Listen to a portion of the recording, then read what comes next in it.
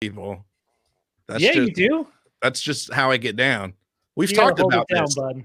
The power of spite. A lot of us. Matter of fact, on In Addition, which launched this week, I think Steph was talking about the power of spite. And I get it. That's not the sequel hit single to Power of Love by Huey Lewis and the News. The power of spite. Hey, don't talk about Back to the Future 2 just yet. That might come up later. Okay. But yeah, it's like that Jordan documentary. Doesn't matter how minuscule it was. And I took that personally. Like, hey, Merry Christmas. And I took that personally. So that was Jordan's mantra. He just took everything personally and took it out on people on the court. Waiting for Mike to fix this stuff, and then we'll kick this off officially. Sorry, I'm getting links out. Yeah. All right, I know you've never heard it before, but dude, the way you're dressed tonight, you're pulling Jason Schwartzman all day long. Oh yeah, I got pants on. Yeah. Wait, Tote Schwartz. Tote Even Schwartz. Wearing pants. We might be related to the Schwartz family, Tony. Really? Yeah. Well, that's messed up because I talked a lot of junk about Sofia Coppola. No, she made a good movie.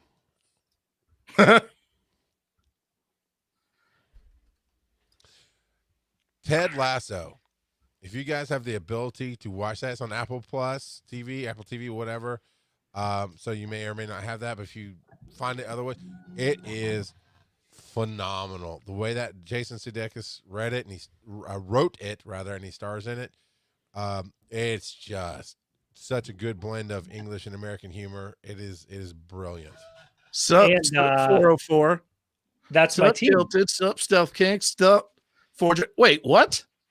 The cockle-doodle-doos? Yeah. Tottenham Hotspur is who Coach Lasso was originally like going to manage. Basically, when NBC started covering the Premier League, they created Coach Lasso with Jason Sudeikis to like kind of market the fact that they're going to be doing the Premier League. And Tottenham at the time was like on the search for a new manager. And so they kind of created this like American football coach who was going to England to coach football. Yeah. And so that's kind of the basis of the bit is that like he's the shortest serving Premier League manager of all time. Yeah. I had no clue, but yeah, I definitely got to check that out now. I already wanted to because I heard it was hilarious, but now that extra layer of Tottenham Hot Springs. Yep. It's all about the sulfur bath, Tony.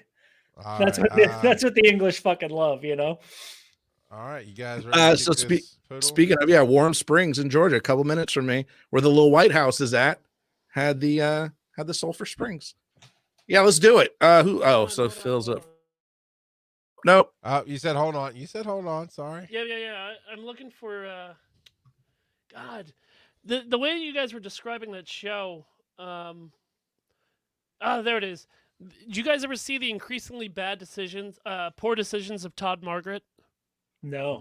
Todd Margaret sounds familiar, but not the rest. Name rings a bell. It was on Comedy Central.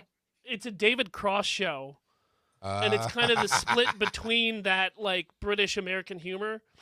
Yeah. But it just follows Todd Margaret, who's played by David Cross, and it's kind of just like, oh boy, the increasingly bad decisions of Todd Margaret, and it just follows this fucking imbecile. I vaguely remember it. Let's just not do Epps, and we'll just talk about Phil's hair for an hour. Sure. Honestly, I'm shocked with how clean it looks, Phil. Did you drag yourself all the way to the shower today? Not only once, but twice, my dude. Once I got home from work today, I felt like I needed to wash away a lot. Let's start the show.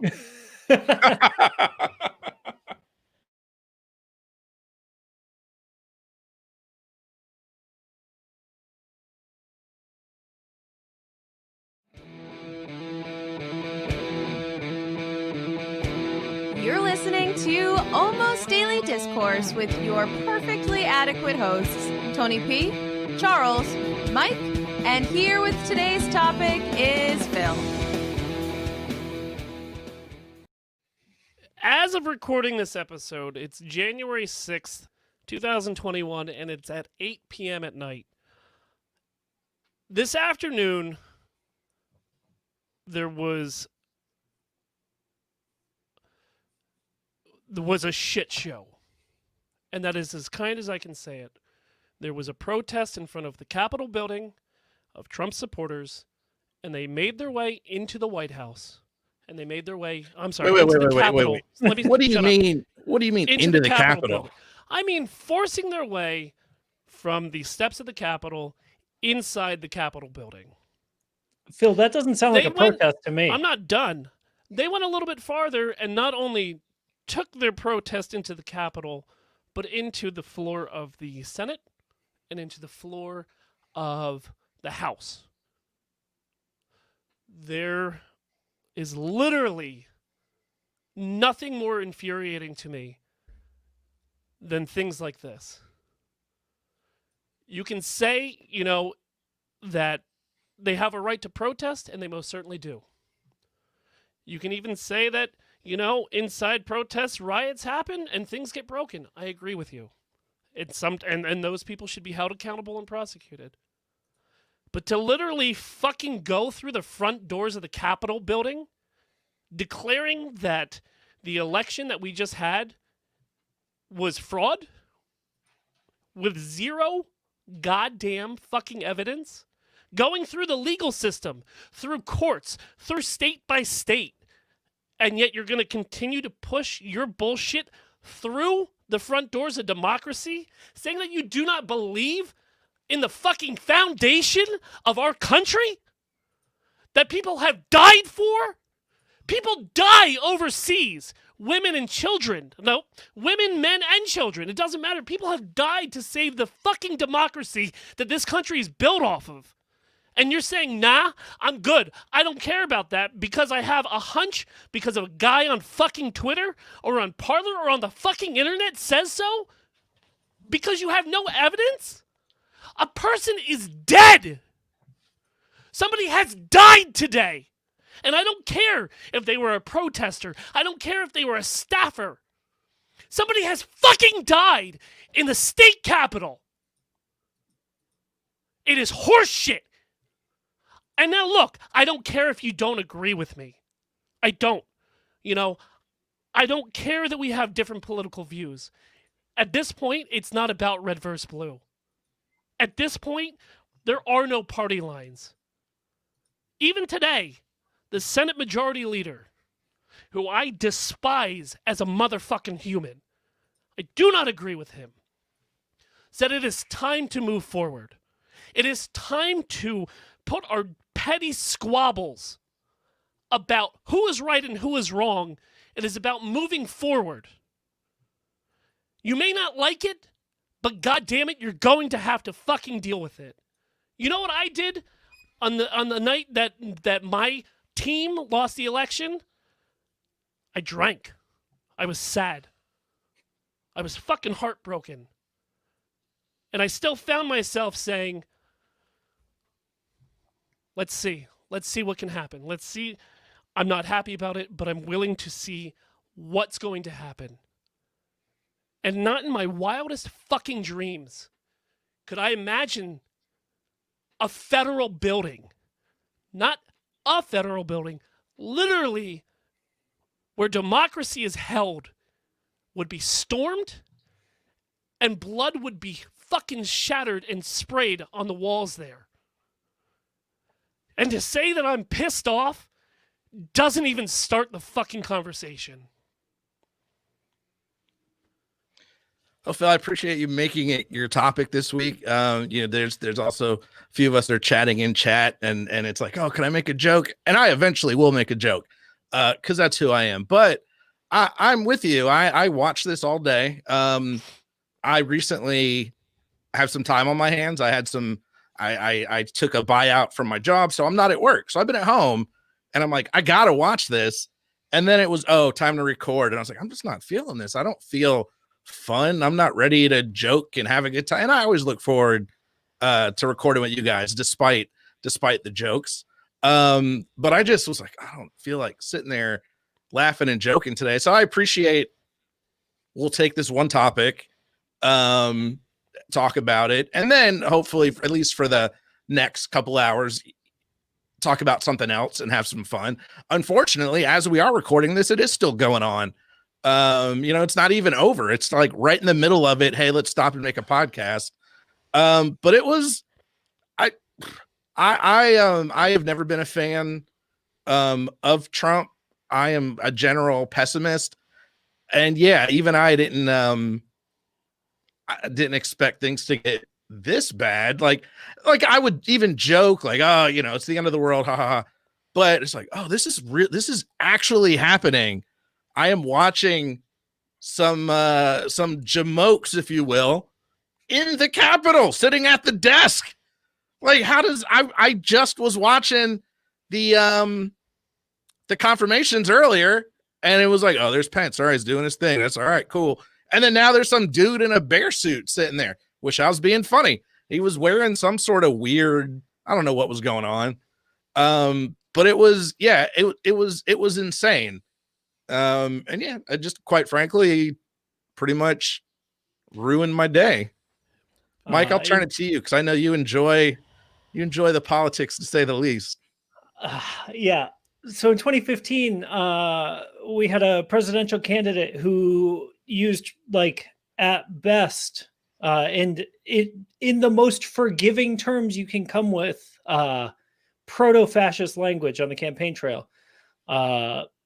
Throughout that summer and that fall, and then the spring of 2016, it stayed proto-fascist at best, and it has evolved from there.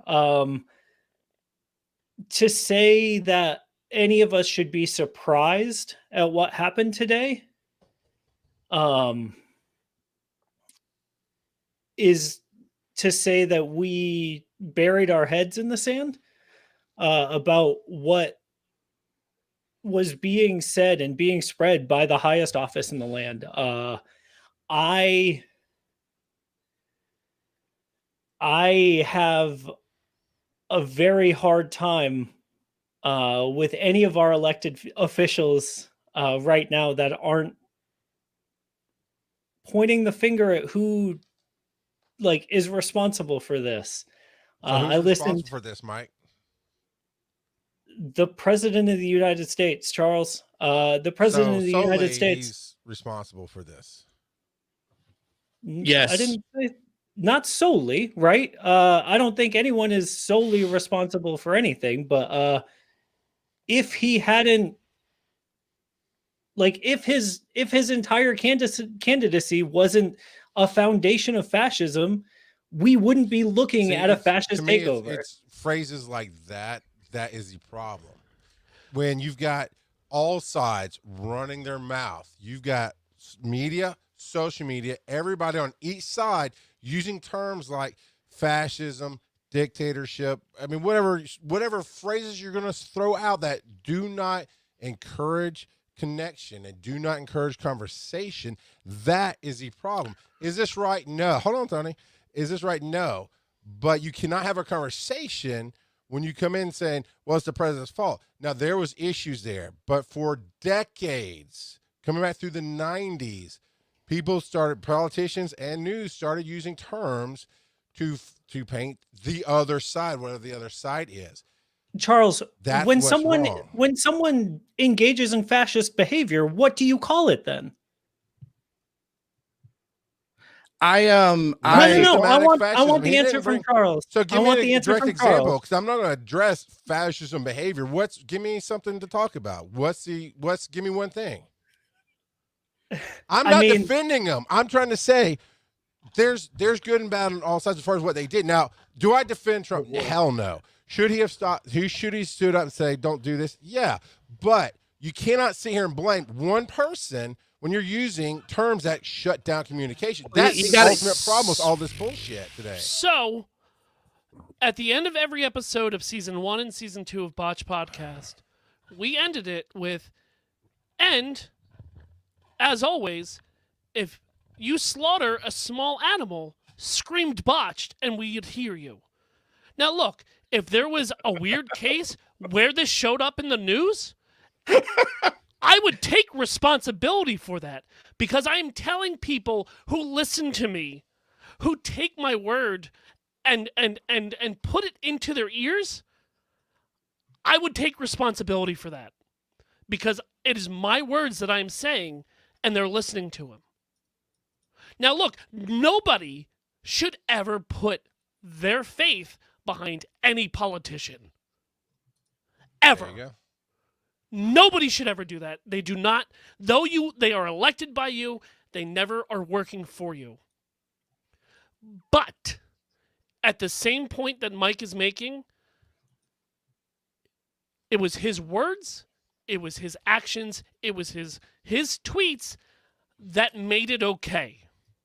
It made it okay and acceptable, as this is a way to act in not only public, but it takes it from out of the private home and thrown everywhere. Is he solely responsible? No. There was a lot of fucking discourse before this happened. Is he the one that made it acceptable? 100%.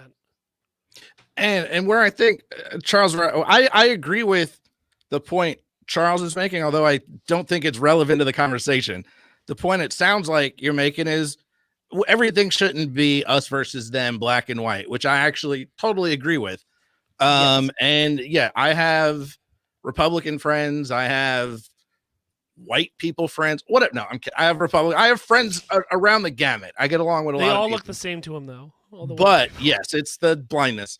In this case, this has been 4 years, 5 years building and coming of this rhetoric that the leader of the free world put out, and constantly doubting the system, which certainly has room for improvement, but it works. It's true. It's tried and true. For example, when people vote, they count the votes. That's the winner. That's how it works. There has never been a proven case of voter fraud. And people swing an election anyway. Yeah, not enough to swing an election. Exactly. Thank you. There's never been everybody, all parties always want to do a recount. They want to look at it again. Fine, fair. But for the leader of the free world to consistently put doubt in people's minds and then see what was happening, you can see everybody has seen this welling up. And then it comes a critical mass where you can either put gas on the fire or calm it down. And he totally put gas on the fire this morning in DC in front of a bunch of people. Go storm the Capitol. Like, dude, I can't help you out of that one. And then the people went and stormed the Capitol. So it's like, I kind of got to put two and two together there. So yeah, I do think in this case, he's absolutely, call him what you want, argue the semantics, but definitely wholeheartedly responsible for the actions of his constituents. As someone said on the news, the flags and the shirts that the people are wearing have his name and face on them. So it's kind of hard, not to point fingers, but it's hard to not point fingers when you got your name and face on the shirt as you're breaking the glass. If all those flags said Mike Ellison and had my fucking face on them, I'd be sitting here on this show being like, yeah, y'all, this is my fault. I didn't want this. Like, my bad. There's just no way to there's no way to not draw that line, like Tony's saying. So let me ask, I'm actually asking this. Do you guys think that, I agree with you. I mean, you say shit like storm the castle and the castle gets stormed. What the fuck? Eminem was held responsible for words he said in a rap song, and his defense was, I'm a rapper, and it didn't hold, right? And he changed some of his shit, right? Because he's instigating people to do some bad shit, and that's not what he intended, Mike, like you're saying, necessarily. Do you think Trump could have stopped all of this? Yeah. Yep. In fact, dude, I've been off all day. Like I literally, Yes. I'm like, I can go in. Numerous people have asked him that Biden reached out, Republicans reached out, and we're like, hey, can you just please tell everyone to go home? And he did sort of, kind I of. love you and I understand you, but please leave. You're all very special. You're right. You're all very special. We got robbed. It was stolen. I love you. You go home, I guess, but like we were robbed twice. He said that twice. Now look. Also, CBS pointed this out while I was obsessively watching news today. The White House briefing room is less than 150 steps from the Oval Office. And there are cameras in that room ready to go at a push of a button to go out to all news networks. Like it's a push of a button in 150 steps. And he didn't take those steps today. That's fair. He also didn't call in the National Guard to stop the armed rioters who Somebody had did, barged 'cause they're into there the now. Pence did. did The it. Virginia National Guard came. The DC National Guard did not come. Okay, so I want to just quick pivot real quick because We're doing this for 2 hours, right? We're not doing 30 minutes. We're going to go 2 hours. No, I can't do that. here's the probably the most. I'm already fucking raging. Like I'm so angry, I put a suit on. Like I only suit up when I'm angry. You're like the reverse Hulk. Yeah. Right. I clean up when I get angry. You wouldn't like me when I'm angry, and you're like tightening the tie. Dun, It's a double dun, Windsor. dun, dun. If this was a Black Lives Matter movement, they would have been gunned down at the steps. See, I don't think that's fair. Because let me tell you why I don't think that's fair. I will let you get your point in, and then I want to finish my statement. I only want to say that cops, there are some people who do some bad shit, cops included.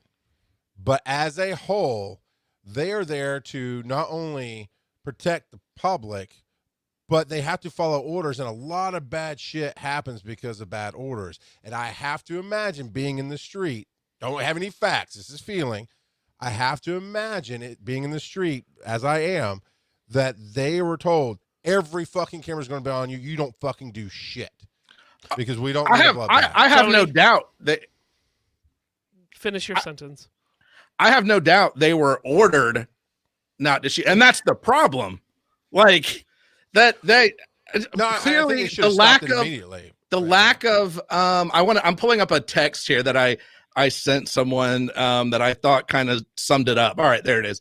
I have no doubt they were ordered not to do anything, just like most of the National Guard or whoever was ordered not to come in. The most powerful man in the country, I wholeheartedly believe, although I do not know this is a fact, had some say in the lack of things that had happened. So real quick, somebody in a group I'm in sent a picture of the dude in like the bison hat, the like Fred Flintstone looking hat sitting at wildebeests, Pence's desk.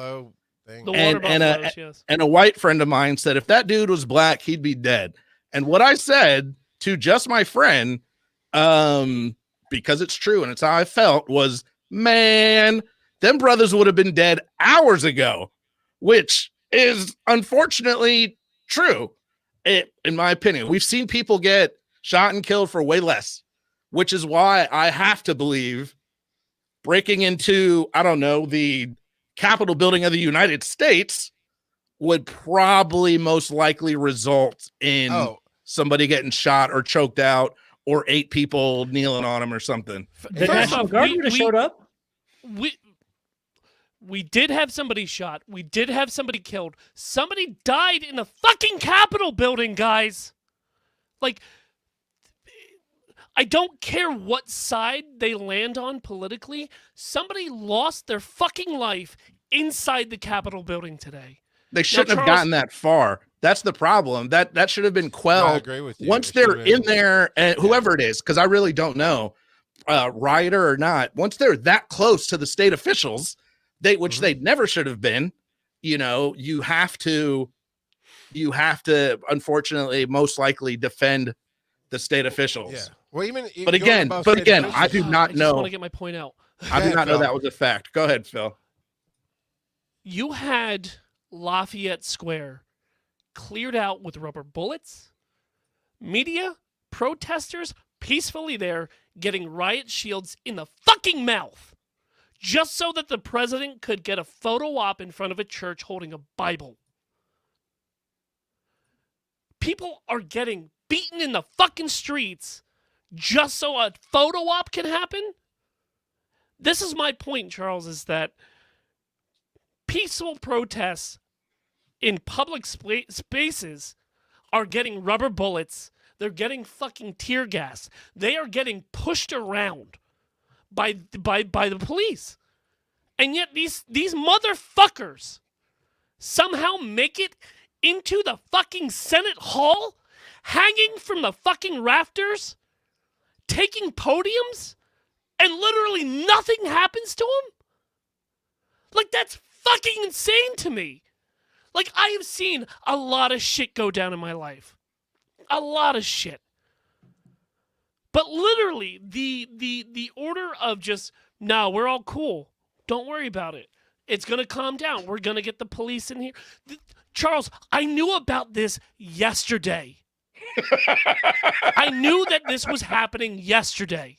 I saw it on Twitter. I saw it a lot on Twitter. If me, Philip D. Keating in Shippensburg, Pennsylvania, is a fucking farmer, could see it on Twitter, you're telling me that the federal fucking government doesn't know that this is going down? So then that's insanity. That's fucking insanity. One of the senators, he was like, yeah, I was out walking around this morning, you know, kind of just getting my exercise. And I was like, yo, this looks pretty crazy right now.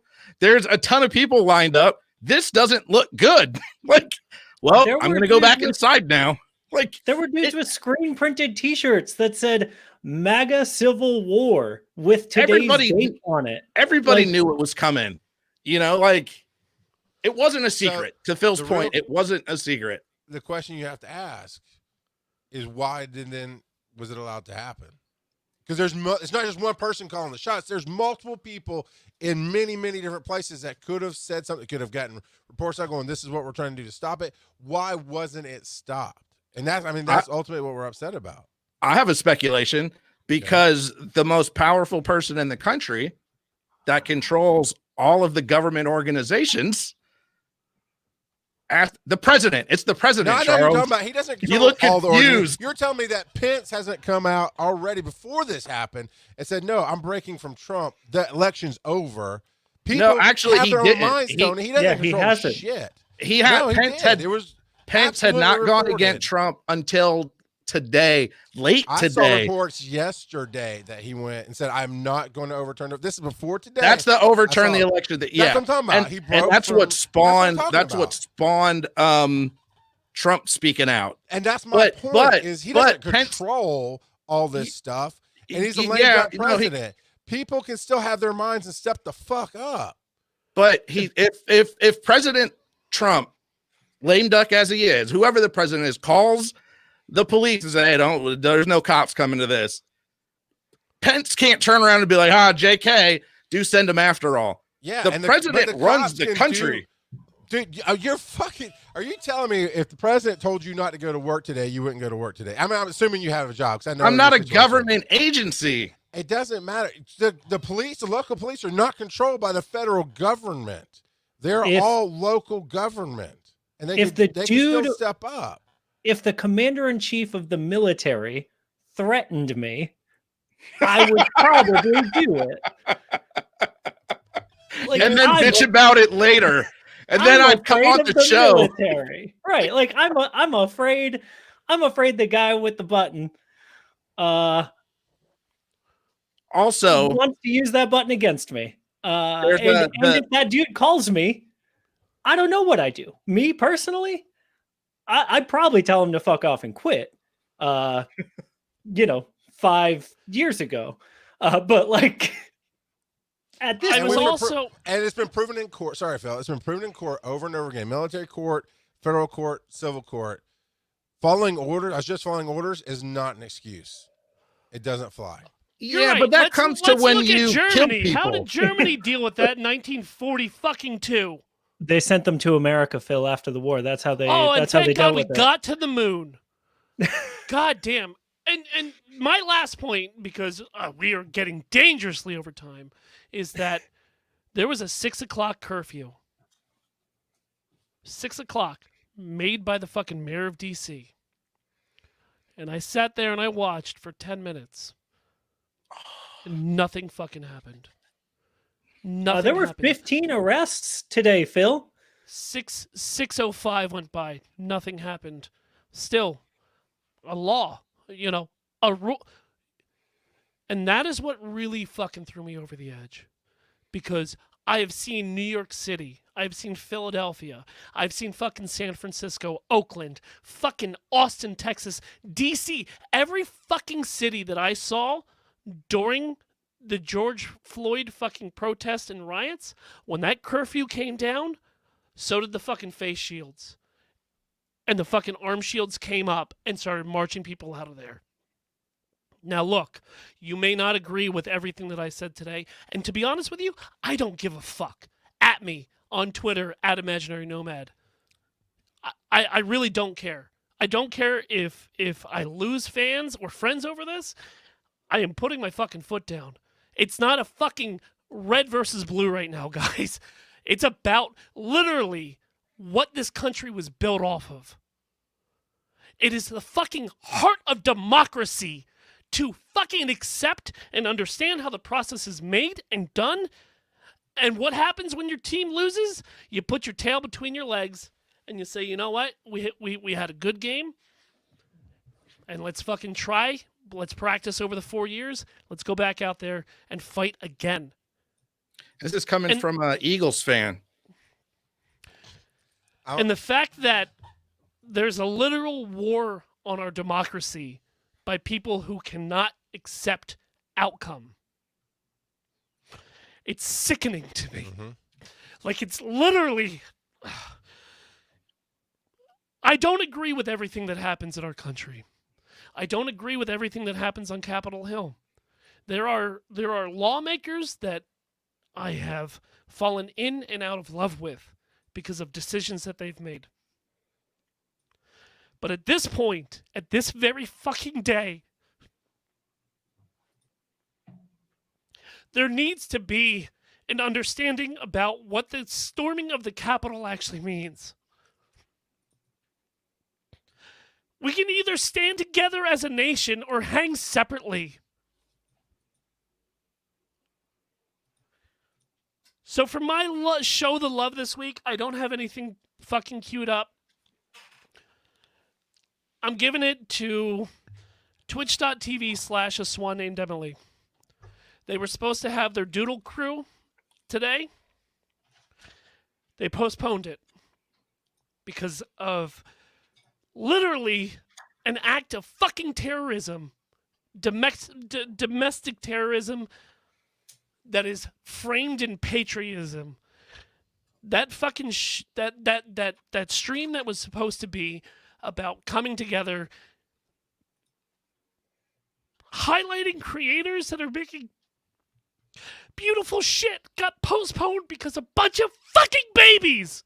So let me help you out here and throw this out, because it's something I was flipping through Facebook. I was reading the articles and all that, preparing for this, and it broke my heart to see what a lot of people are saying. They're tired of, like, I don't want to hear anything else about violence and Black Lives Matter, and then somebody else like, well, blah blah blah, this blah, and here's what struck me. I had to think about what I wanted to say, and I think this may get you where you're going.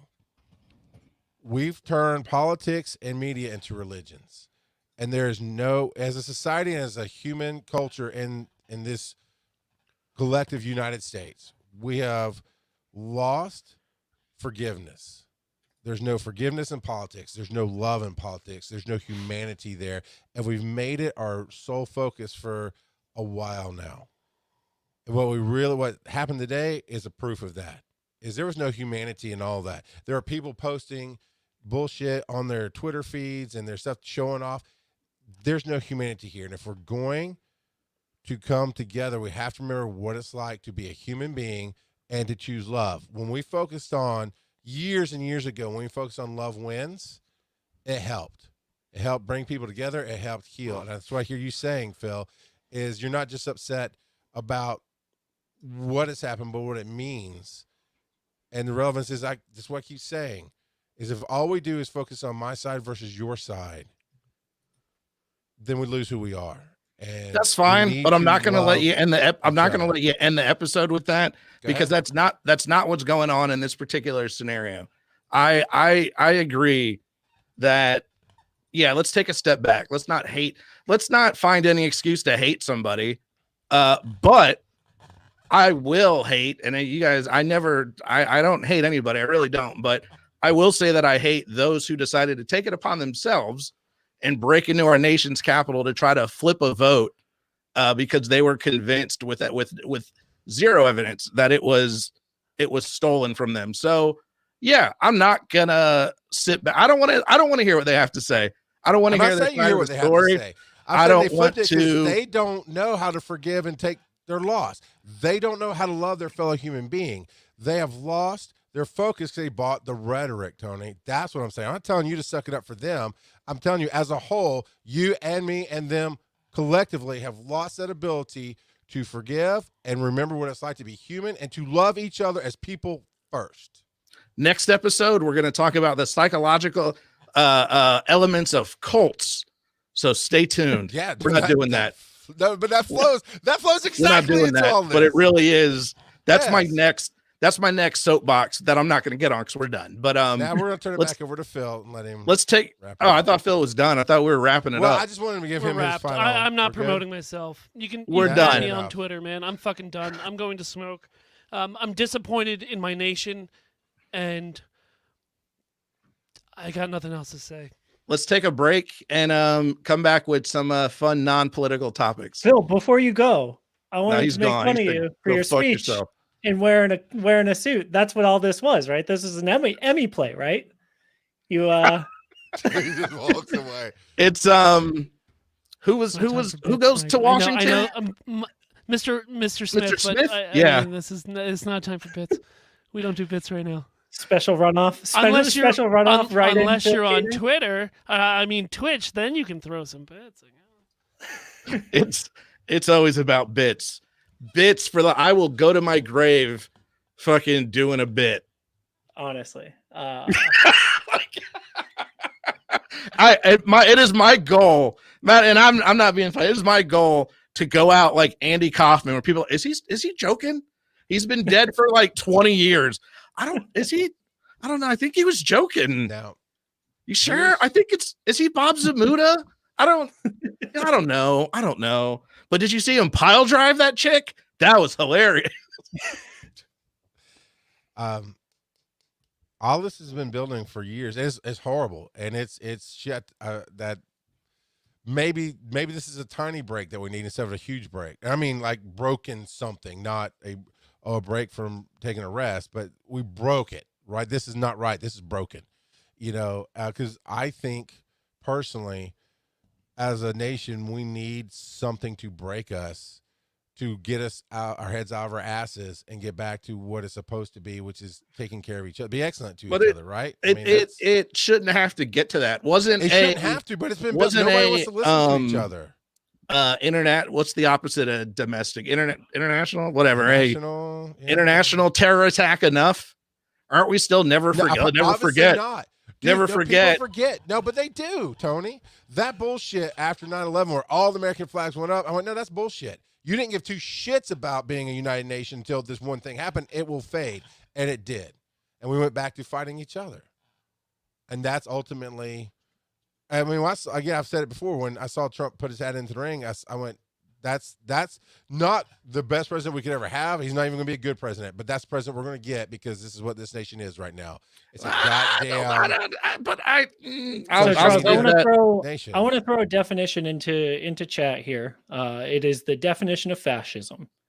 And you had asked me earlier to point out what things Trump had said.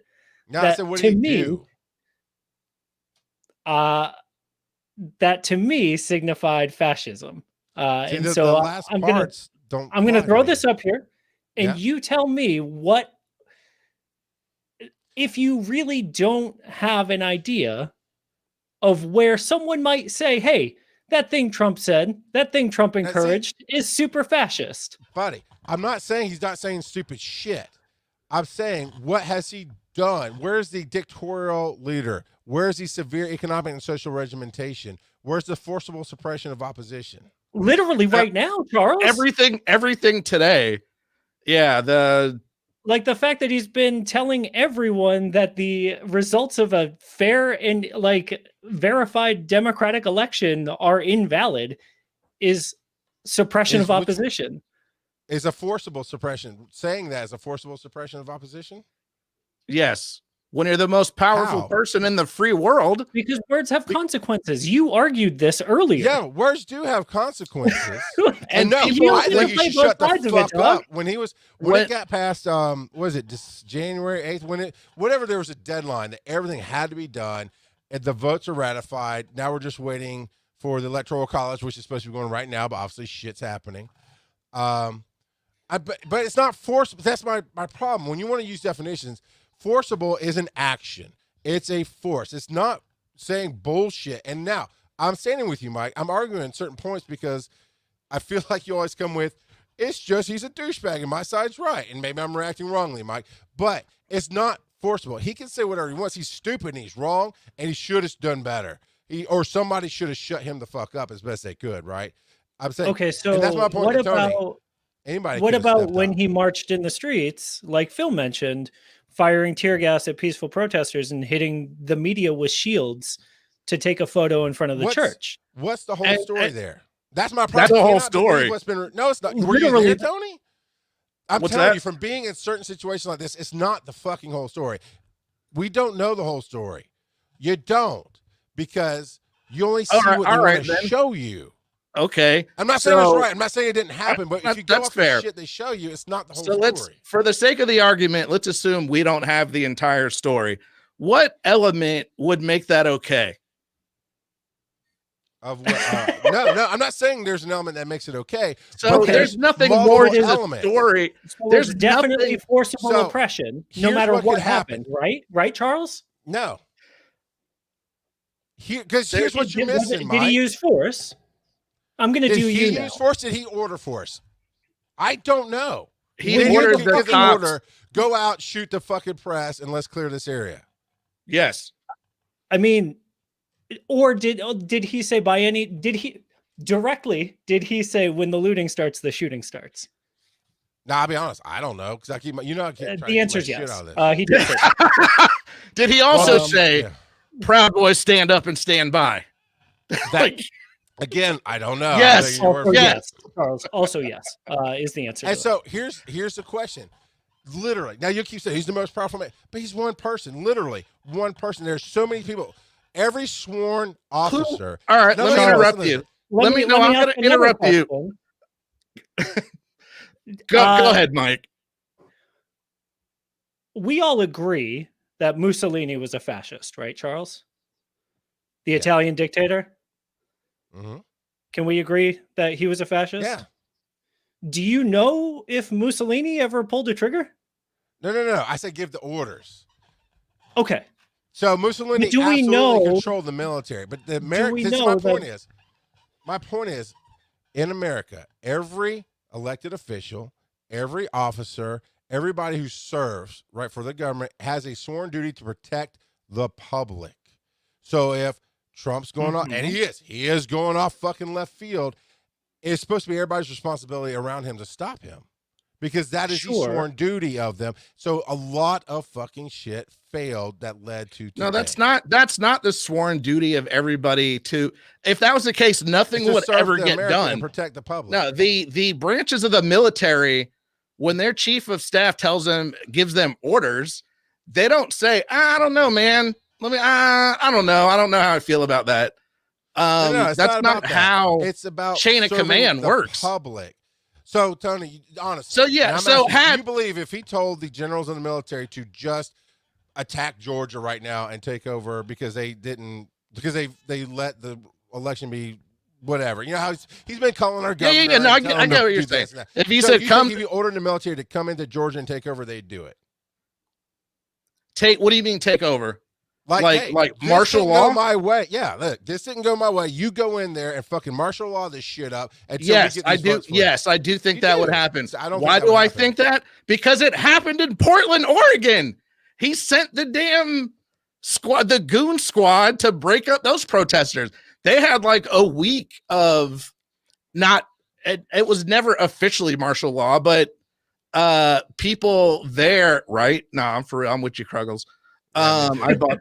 I bought some penne and I didn't make it. But yes, I do think they would come in.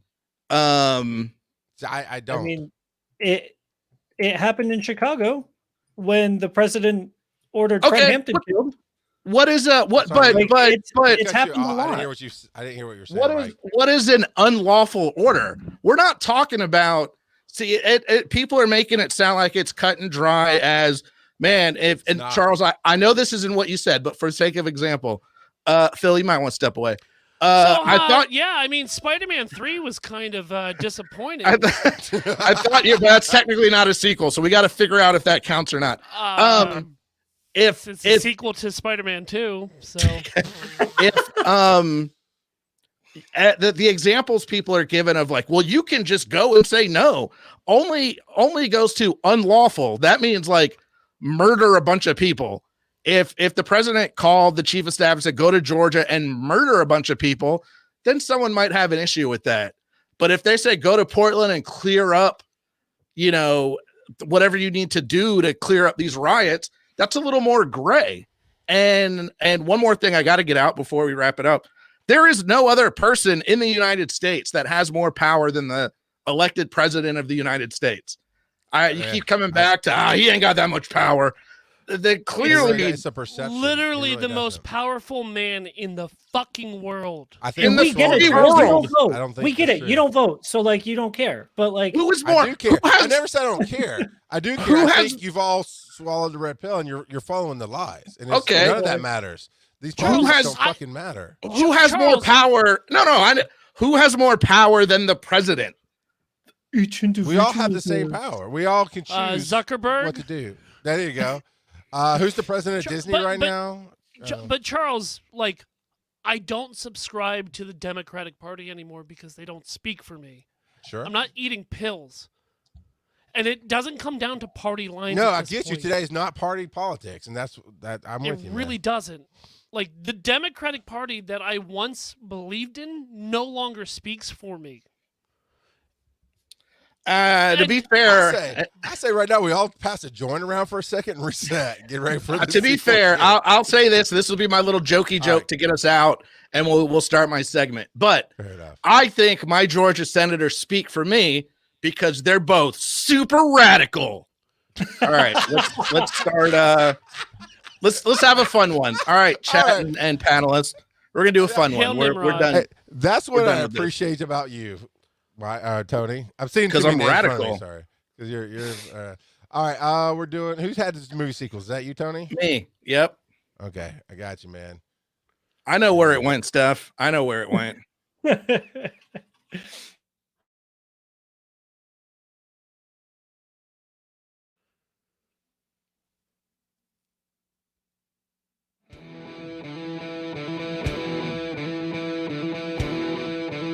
You are listening to Almost Daily Discourse with your perfectly adequate hosts, Charles, Mike, Phil, and here with today's topic is Tony P.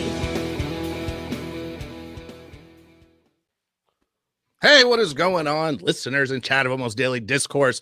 Today's a crazy day. There's some political stuff going on, but we're not talking about that. We're talking about a couple days ago where I watched Wonder Woman 84, and then a few days after that, for New Year's, I had a Gremlins marathon. I watched Gremlins 1, which is amazing. And then I watched Gremlins 2, which made me sad. I was like, why did I start the year? It's not a sad movie.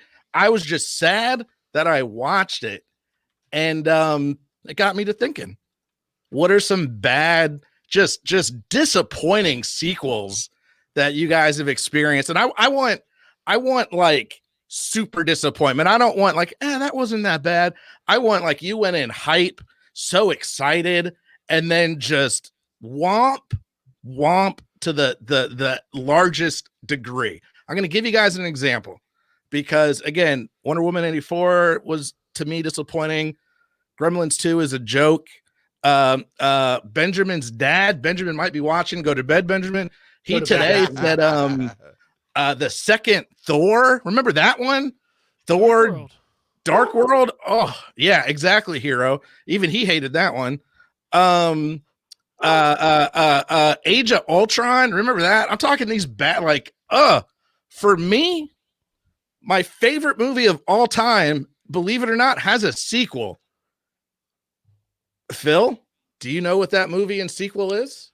Well, Tony, if I have to guess from you and your demeanor, it would probably be Back to the Future, and the disappointing sequel was Back to the Future 2. No? Okay, let me try again. I really thought you knew me, cousin. Everybody knows my favorite movie. Baby Geniuses 2. Yes. No, it's not. I was going with Spy Kids. How about and Jaws? Spy Kids 2. Jaws Revenge. Spy Kids 2 is a good movie. You shut your goddamn mouth. No. How about Highlander and then Highlander 2? No. Killed the Pipe Guy in chat said Home Alone 7. All right. I'm done with this bit. This game. Kurt. Hey, I'm throwing it to you guys. Is Kurt right? Blues Brothers 2000 is a sequel? I thought it was more of a remake, right? Yes. Remake. No, homage? it's a sequel. It's a literal sequel. Oh, okay. Then you're right, Kurt. It's fun, but you're right. I didn't think. Also, you guys know how I am. So speaking of, Sebastian asked me today. He said, "Well, would you count this? Would you count?" I was like, "Dude, I count everything. I don't care. I'm not trying to split hairs of was it a sequel, not a sequel. I don't know. Name a movie, I'll count it. But for me, it was Meet the Fockers, wasn't it, Tony?" Well, he didn't milk the cat nipples. How do you have a sequel and not milk the cat nipples? No. It's Mortal Kombat and Mortal Kombat Annihilation. I know you like video games. 30 minutes. Go ahead. I'll let you guys go ahead, guys. Just tucker yourselves out. Basic Instinct and Basic Instinct 2. It's Deuce Bigelow and Deuce Bigelow European Gigolo. Oh God, you beat me to it. It's Problem Child and Problem Child 2. I got you even better. Isn't that when they switched actors? Almost Daily Discourse. Come on. They switched actors in Problem Child. It was a different Problem Child. Is it wait. There's a Mean Girls 2? Is it that? Yes, actually.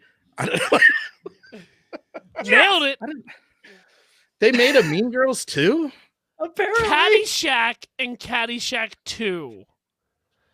National Lampoon's Christmas Vacation and National Lampoon's Christmas Vacation 2. Right. Tony. Okay, I legit did not know there was a 2. That's kind of messed up. Tony. Hot Tub Time Machine 2 wasn't bad. I mean, you know Are what you you get trying to tell into me Breakin' 2 isn't your favorite of the Breakin' biology? What is that? Hold on, was there? You're clearly speaking of the Electric Boogaloo. You got served again? No, Tony, you can tell me. I'm tired of this bit. You did Curly's it. You Gold. me out, you bastard. City Slickers 2, Legend of Curly's Gold. No, fuck Steve. He has used that joke way too many times. You're on suspension, Steve. Also, City Slickers 2 is better. For this. No way. City Slickers 2 is better than City Slickers 1. I will also go to my grave saying that Tremors 2 is better than Tremors 1. Hold on. I forgot. Godfather 2 and then Godfather Part 3? I forgot to start my clock, so my 30 minutes starts now. So we can just I thought you were tired of this bit. We were just talking. Yeah, no. We were just talking, right. Sofia Coppola. 3, so bad. Oof. Batman and Robin, because you're a big Batman Forever fan. And Oh, Batman no, and Robin stop. was just the straw that broke the camel's back. Was it hate the it. Son of Mask? Are you a big Jim Carrey fan? Oh, And you God couldn't damn it, stand Phil. to see the Son of Mask? It's dumber. It's Dumb and Dumberer. That's what it is. Oh, Independence 2? Independence Day 2? Oh, no, you fuck off. That film felt just like the first film 20 There years was a later. sequel? Fuck you. I like the sequel to ID4. hold on. I got it. ID4-2. Come on. I know that you're a big Empire Records fan. So, Loved it. Grease Wait. and then Grease 2 is the biggest disappointment of your life. I was so How did- nervous that there was Yeah. an Empire Records too that I was just gonna leave before Phil said it. I Like- thought the bit was going to be you like Empire Records, so Cadillac Records was the horrible sequel, which was a bad joke, but he didn't go that way. Can you believe they made a Predator 2 and they brought him to the city? Come on. Except at the end of Predator 2, he gets on the ship and you see the alien head and people were like, yo, they're in the same world. I remember that. That was the only Yeah. good part. That was the Um, only good part. Are So we Predator done? and Predator 2 was your thing? Are we done with the episode and I can just announce mine and we'll close it out? Yeah, let's do that. Feels right. That's going It's to be like been a 10-minute episode, but yeah. 12-minute episode, you fuck. Everybody knows. At We least still get ad money. Wait. He was Steve. Fuck you. AVP was good, man. I loved it. I loved all the AVPs, even the shitty ones. And there's some shitty ones, but I loved them. But all the Spider-Man sequels for that first run, the Tobey Maguire run, I thought the sequels were dog shit, all of them. Whoa! Spider-Man 2 had Hot Doc take. Ock. Fucking And Melina's Spider-Man Doc Ock was 2. not that great. Wow. Okay. What? Yeah. So I like Molina a lot. I think Molina can I do love no wrong. Melina, but I didn't think Wow. he did it. I didn't think he did it justice there. Wow. I think he was fine. I think Kirsten Dunst mailed it in Spider-Man 2. Agree. I felt like everybody mailed it in. Yeah, but I felt I mean, like the in- writers mailed it in on that one. In your fucking defense, like your favorite Hulk is Ang Lee's, dude. So like, get the fuck out of here. Okay, but only the Hulk part, not the rest of it. It's because the Hulk should be able to jump miles at a time, and none of the fucking movies do it. That's why. Lion King 2 was Straight to video. what came first? Was it 1.5 or was it 2.5? What was the half one? 1.5 was the first one, and that's where they did commentary and shit. This you got to remember, Where Tony. like Pumbaa and Lion King Timon came did their out- own thing, right? Well, Yeah, they got engaged Commentary and had a stuff. beautiful 1.5. ceremony. Gotcha. No, Something Wong 404. We didn't even talk about Twilight. I mean, we still have plenty of episode, but you're right. We did not talk about Twilight 2. Can we talk about Twilight real quick? So we did that for Botched Films. We did Twilight and then Twilight 2 back to back. Twilight never heard a single part of dialogue in the entire movie because we were doing bits over it. It was wonderful. Twilight 2, that fucking steam engine, 20 minutes in, ran out of fucking gas. And then we had 2 hours left of the movie. Oh no! And everybody was just like, oh, who signed us up for this? And I was like, yeah, I gotta go. I got things to do. To be fair, Phil, we talk a lot about how I always forget about Botch Films on Monday nights on Twitch. And that's why, because of that Twilight. I did watch that Twilight episode you guys did. And I was like, I can't do this anymore. This is too much. Too much. But you showed up for Mario Kart and it was fucking wonderful. Oh man, I had a blast. That was fun. Mario Mike was there Kart's too. good. I think I beat Kit Kat, the cat from chat. I'm pretty sure I beat her in a race. Ooh, Just had to Tony, throw that's that a out bad there. Idea. She I will can't help- The not sequel's going to be forget. bad, Tony. The sequel's going to be real bad if you have to race her again, man. Do I not can't. do I, it. That's I a one can't. and done, baby. I can't help winning. But anyway, no, something long in chat asked, are we naming bad movies? No. Disappointing movie sequels. And mine, my favorite movie of all time had a sequel. My favorite movie of all time, Tim Burton's directorial debut, Danny Elfman's scoring debut, the man, the myth, the legend, Pee Wee Herman, Pee Wee's Big Adventure. Phil knew that. Shame I on hope me. he knew Shame that. on me. You knew Shame on, that. Yep. Fuck me. Fuck me But sideways. believe Shame it on or not, they made a sequel called Big Top Pee Wee that I saw in a movie theater, and it was so bad. I'm laughing. Forger went in chat. Finally, we get to the topic. Come on, Bean. You're not new here. You know how this goes. And so Big Top Pee-wee was so bad. And the reason being, Pee-wee Herman at that point, well, let me say Paul Rubens at that point became enamored with Pee-wee Herman and didn't know the line. He literally thought he was Pee-wee Herman, and the power went to his head. Oh, wow. The success went to his head. And instead of Tim Burton, who made it awesome, and Danielle, he's like, no, I got this. I'm going to write and direct it myself, aka Patty Jenkins. And it just didn't. Oh, it was bad. So bad. It's Ziggyism, like Bowie didn't know the difference between Ziggy Stardust and Bowie for a while. I mean, that was drugs, but yeah. Goddamn. I mean, to get stuck in characters, a lot of these musicians kind of get stuck in these stage characters that they make and don't know where to draw the line. Like how Phil is stuck in the internet right now, Lawnmower Man style, which is actually my worst sequel, is Lawnmower Man 2. I thought the first Lawnmower Man was sick as hell. And then, I mean, I was like 8 when I watched it, so like that was all I needed was like, it was weird and kind of intense. And then Lawnmower Man 2, not as good. Go ahead, sorry. But I think that's true of most horror movies, right? Because I was thinking back, like trying to find my movies for this topic. And the first thing I thought of was Blair Witch, and how the first Blair Witch was so fucking good because I was 13 and I didn't know better. And then the second Blair Witch was so bad because I was 14 and it was also just terrible. And then The Ring was super fucking cool, and then Ring 2 was super fucking bad, right? And like I started to realize, oh no. What did they do for Blair Witch 2? I don't even remember. Electric It was a totally different movie, right? It was porn. Yeah. Porn.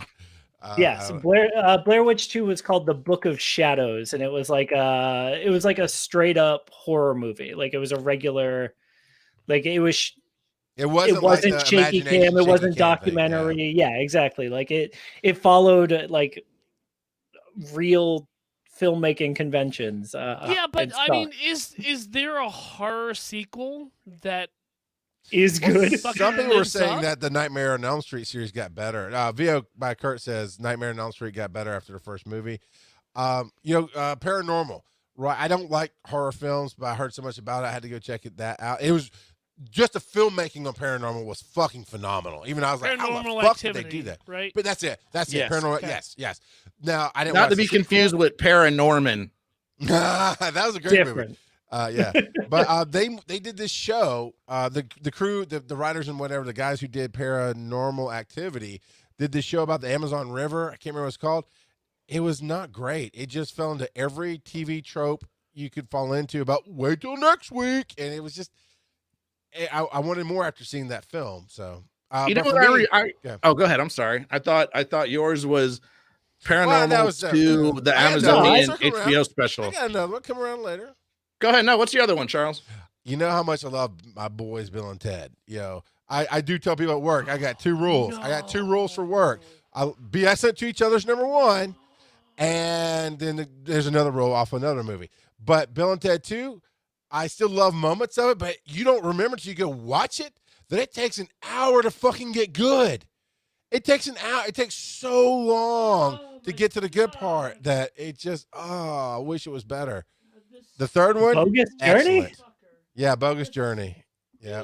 Yeah, they don't die immediately, and that's what they needed. They needed to just die so death could come in. Exactly. Once that happened, which it takes like 45 minutes. I was watching it with the kids before the newest one came out, Face the Music. I looked at my wife like, shit. My memory is it took like 5 minutes to get them to die, and then the movie got great. It doesn't. It takes a lot longer. I'm going to Kermit sip right now. 2 is better than 1. That'll parts be Phil. I'll say the parts of 2 are better than 1, but I can't say the whole movie is better. Really interesting. Kilted Pipe Guy in chat doesn't know which is which. Kilted 2 is when they have death. So Yeah, and the they play melody, Connect yeah. 4 and You Sunk My Battleship. But what were the little trolls that went together to make one big Station? troll? Station. Station. The Ideo Station was cool. It didn't work though, Phil. Go back and rewatch it. There's just being honest, there's just some major flaws with the second film. That's all. Ghostbusters 2 is a hot pile of garbage. Yeah. Oh, Yeah. of course. Just like Phil should have known Big Top Pee Wee, I should have known Yeah. Ghostbusters 2. Oh, It's very funny to me because during the reboot of Steve. Ghostbusters, a lot of people were like, "Oh, God damn it! They're ruining the sanctity of goddamn Ghostbusters! I can't believe they're putting all these goddamn women in it." I was like, "Oh, yeah, no, you say that, but like, have you seen Ghostbusters 2? Oh, you have? Okay." I'm a Ghostbusters but recently, fan. I'm a Ghostbusters fan. And though I enjoy that film, I don't enjoy it because it's good. you just They want more sprayed the Ghostbusters. They sprayed the Statue of Liberty Yeah. with ooze Yeah. and then walked the streets of New York as they listen to Your Love Higher. Come the fuck on. I will that, say, that made it through multiple rewrites, and they were like, the "This is the original best crew. option." Yeah. Saving I will Grace, say, Saving Grace, Bobby Brown, Control, the theme song he did, Yeah. really Yeah. better than Ray Parker Jr. Yeah, I said it. Well, Ray Parker also stole that from Huey Lewis. Not to go back to Charles's Yeah. Huey Lewis point. I mean, Yeah. that whole Ghostbusters themes was Yeah. ripped off of "I Want a New Drug." Drug. So Yep. Mike, what you're saying, buddy? yeah, I will say that Ghostbusters 2 is fine to. Oh, what happened? Your camera cut out, buddy. oh god, God, that's a shame. God damn it! It's fine to sit there and munch popcorn too, It never gets Which- old, does it? That bit. No. which is all Ghostbusters is good for. It's fine. Ghostbusters is not- a franchise. And that's what I Ish. said. I enjoy it, but I also know at the heart of heart, it is not great. Right. Like the video game that was written by Dan Aykroyd Yeah. and Remus, that's a beautiful sequel. It's really great. But when the studio was like, "Oh, they have a hit here. Oh, we need to get our fucking mitts in it." And Yo, we've I all want those seen- boys paid though. I want all We've those all Ghostbusters seen- rolling in cash.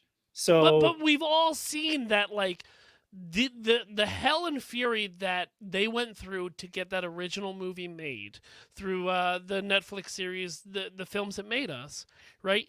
They went through tooth and nail to get that made, and it shows, right? It shows through the writing and through the camera angles and all just like the bits that went through. It shows how much love went into that.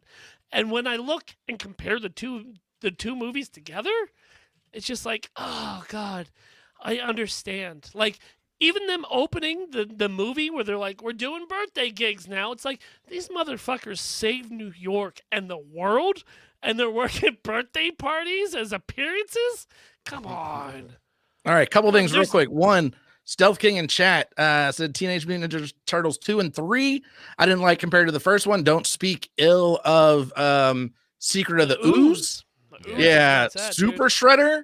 Yeah. Which one had Vanilla Ice? Ninja Rap? That was two, That right? was two. Go- That was two. That was yeah. two. Come on, dog. Vanilla Come Ice, on. baby. Come on. The one I remember more recently that just really hurt, and by more recent I mean more recent than Big Top Pee Wee. I saw the first part in Georgia. I moved across the country. While I was driving across the country, I stopped in Tempe, Arizona for one night, and I said, I gotta see part 2 of this movie. This was my jam. Crappy theater in Tempe. This was 20 years ago. No offense, Tempe. Everything else was great. It was packed. It was crappy, and I didn't care. And then I watched Matrix 2, and fair. It God damn it. it hurt me. I didn't have anything else to do that night. I was traveling, so it wasn't the time, it wasn't the money, it was just the I was so excited after that first Matrix. Have you seen anything more dope at that time than that first Matrix with the bullets dropping and the Rage Against the Machine plays? My man just flies out into space. What is going on? I need to know what is going on. 2020, that movie, the first Matrix movie, still holds up though, Tony. Yeah, like buddy. it's still Yes. Those bullets, like the whole fucking thing, it still fucking slaps, dude. Like Steph saw it for the first time. I was so excited to show it to her. It's still so fucking good. We did not watch the sequels. For Pee-wee, for Tony it's Pee-wee, for Phil it's Ghostbusters. Matrix is my damn man. And I'll stand by, you really need to watch all three as a package, but they did make that ultimate mistake. And I stand by, I mean, I get you. If you watch 2 as just a sequel, it's not the kung fu that you see. It's not the bullet fu that you see. They wanted to do this bigger picture that if you take it as a whole really works. With kind of like a Netflix thing, right? The middle part kind of dips, but it comes back up. But yeah, as a sequel by itself, Tony, I gotta admit, man, it was bad. But the twins are badass. The twins were badass. The rest of it's kind of. The third one I actually liked. I'm a bit of a weirdo. Like it didn't bother me. Maybe it was because after the second one, it didn't matter. But yeah, the twins didn't hold it up. It just no. Oof. And if you just, I always defend it because it's just my knee-jerk reaction. But if you look, it's birth is the Matrix, life is the sequel, and death is the third one. And that's how they did the spoilers, whole Charles. I didn't say who dies. Maybe it's Grogu, whatever. But yeah. So I think that is my time. Does anyone else have anything else they got to get off their chest about movies? We're not going back to the first topic. Movies. Any movies that were just sequels that were that bad? That's a hard. Punisher, man. Punisher. I love Thomas Jane's Punisher. I thought it did it for me. And then they did Warzone, and even seeing the sequels, I'm like, I'm gonna burn some shit down. What the fuck is going on with this movie? It was so bad. Me, I'll suffer through stuff that I want to try to like. I had to cut that movie off. I couldn't do it. It was horrible.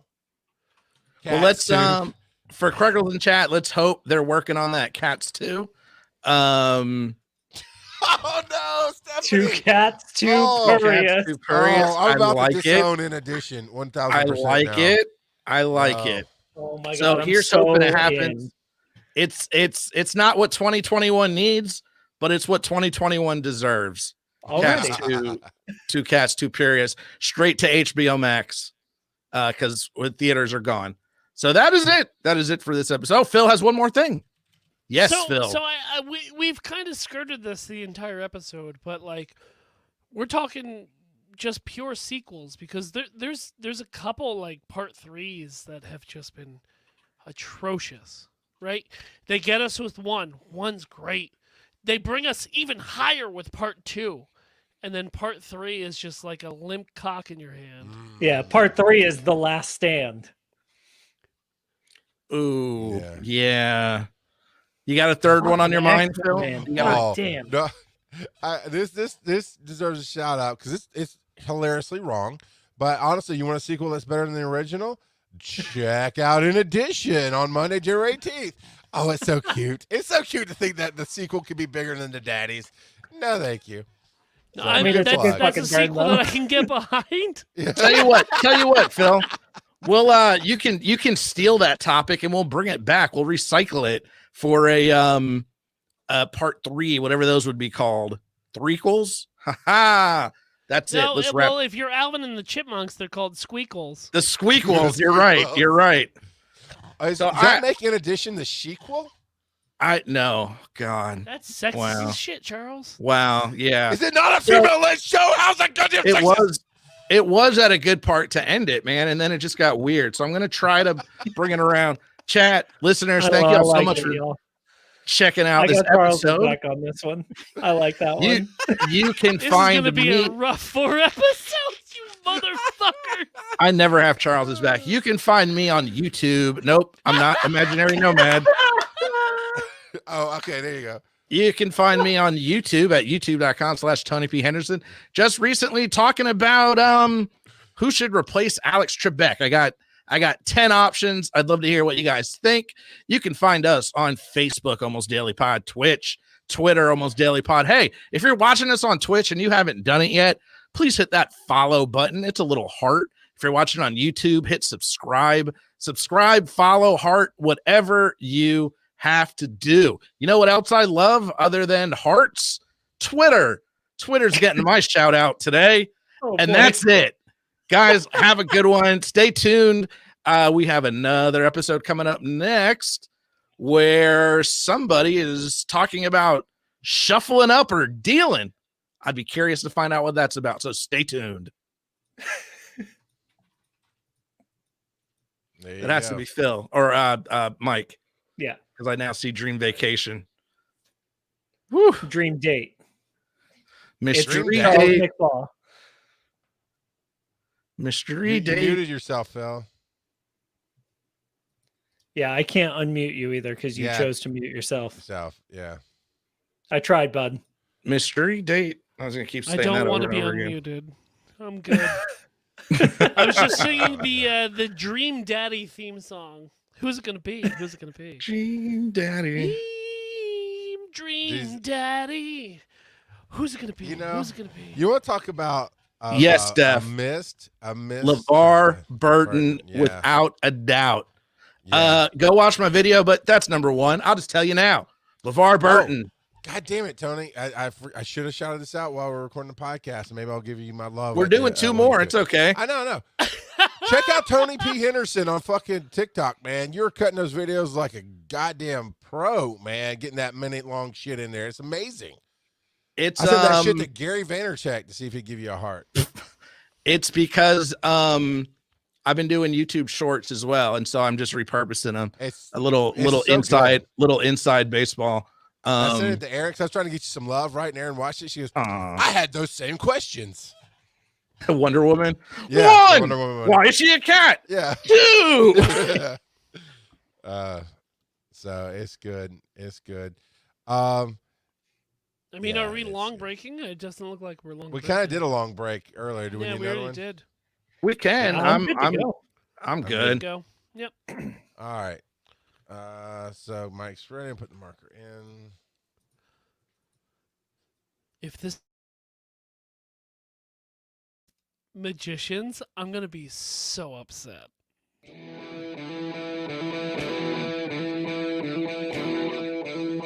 You're listening to Almost Daily Discourse with your perfectly adequate hosts, Phil, Tony P, Charles, and here with today's topic is Mike. What is up, you trash pandas? It is your boy, Mike Ellison. I am coming to you live from the Almost Daily Discourse studios here on twitch.tv/Almost Daily Almost Daily Pod. That's what it is. I know where we advertise, yo. I'll get there. I'll figure it out. Today we are talking about shuffling up or dealing. Before y'all start busting out your close-up magic, I'm fucking getting there, Charles. Jesus Christ! Before you start, Well, thank you busting for out your worshiping me, stupid but questions, carry on. and your magic tricks, we are talking today about how you enjoy music. Are you one of those folks who you get a new record, you sit down, you listen to it, start to finish, the way the creator of the record wanted you to do? Or are you a fucking monster? You put shit on shuffle. That doesn't give discourse if you call people monsters, Mike. So, Mike, We found a monster, Charles. I think we found one, Phil. Let me address your Oh topic. my God. Listen, this is what Oh. I do. I respect the artist enough where I will listen to every song from start to finish. These people, sorry, Whoa. I misspoke.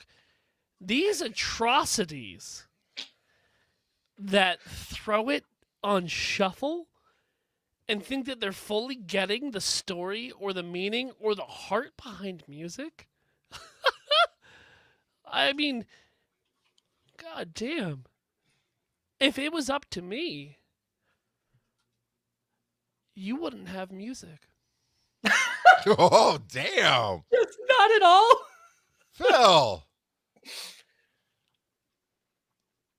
That's a All strong right, so- stance, Phil, and I appreciate it. So you guys, you bougie hipsters that talk about buying albums are having to go out of your way to buy the entirety of an album. You're spending a ton of money.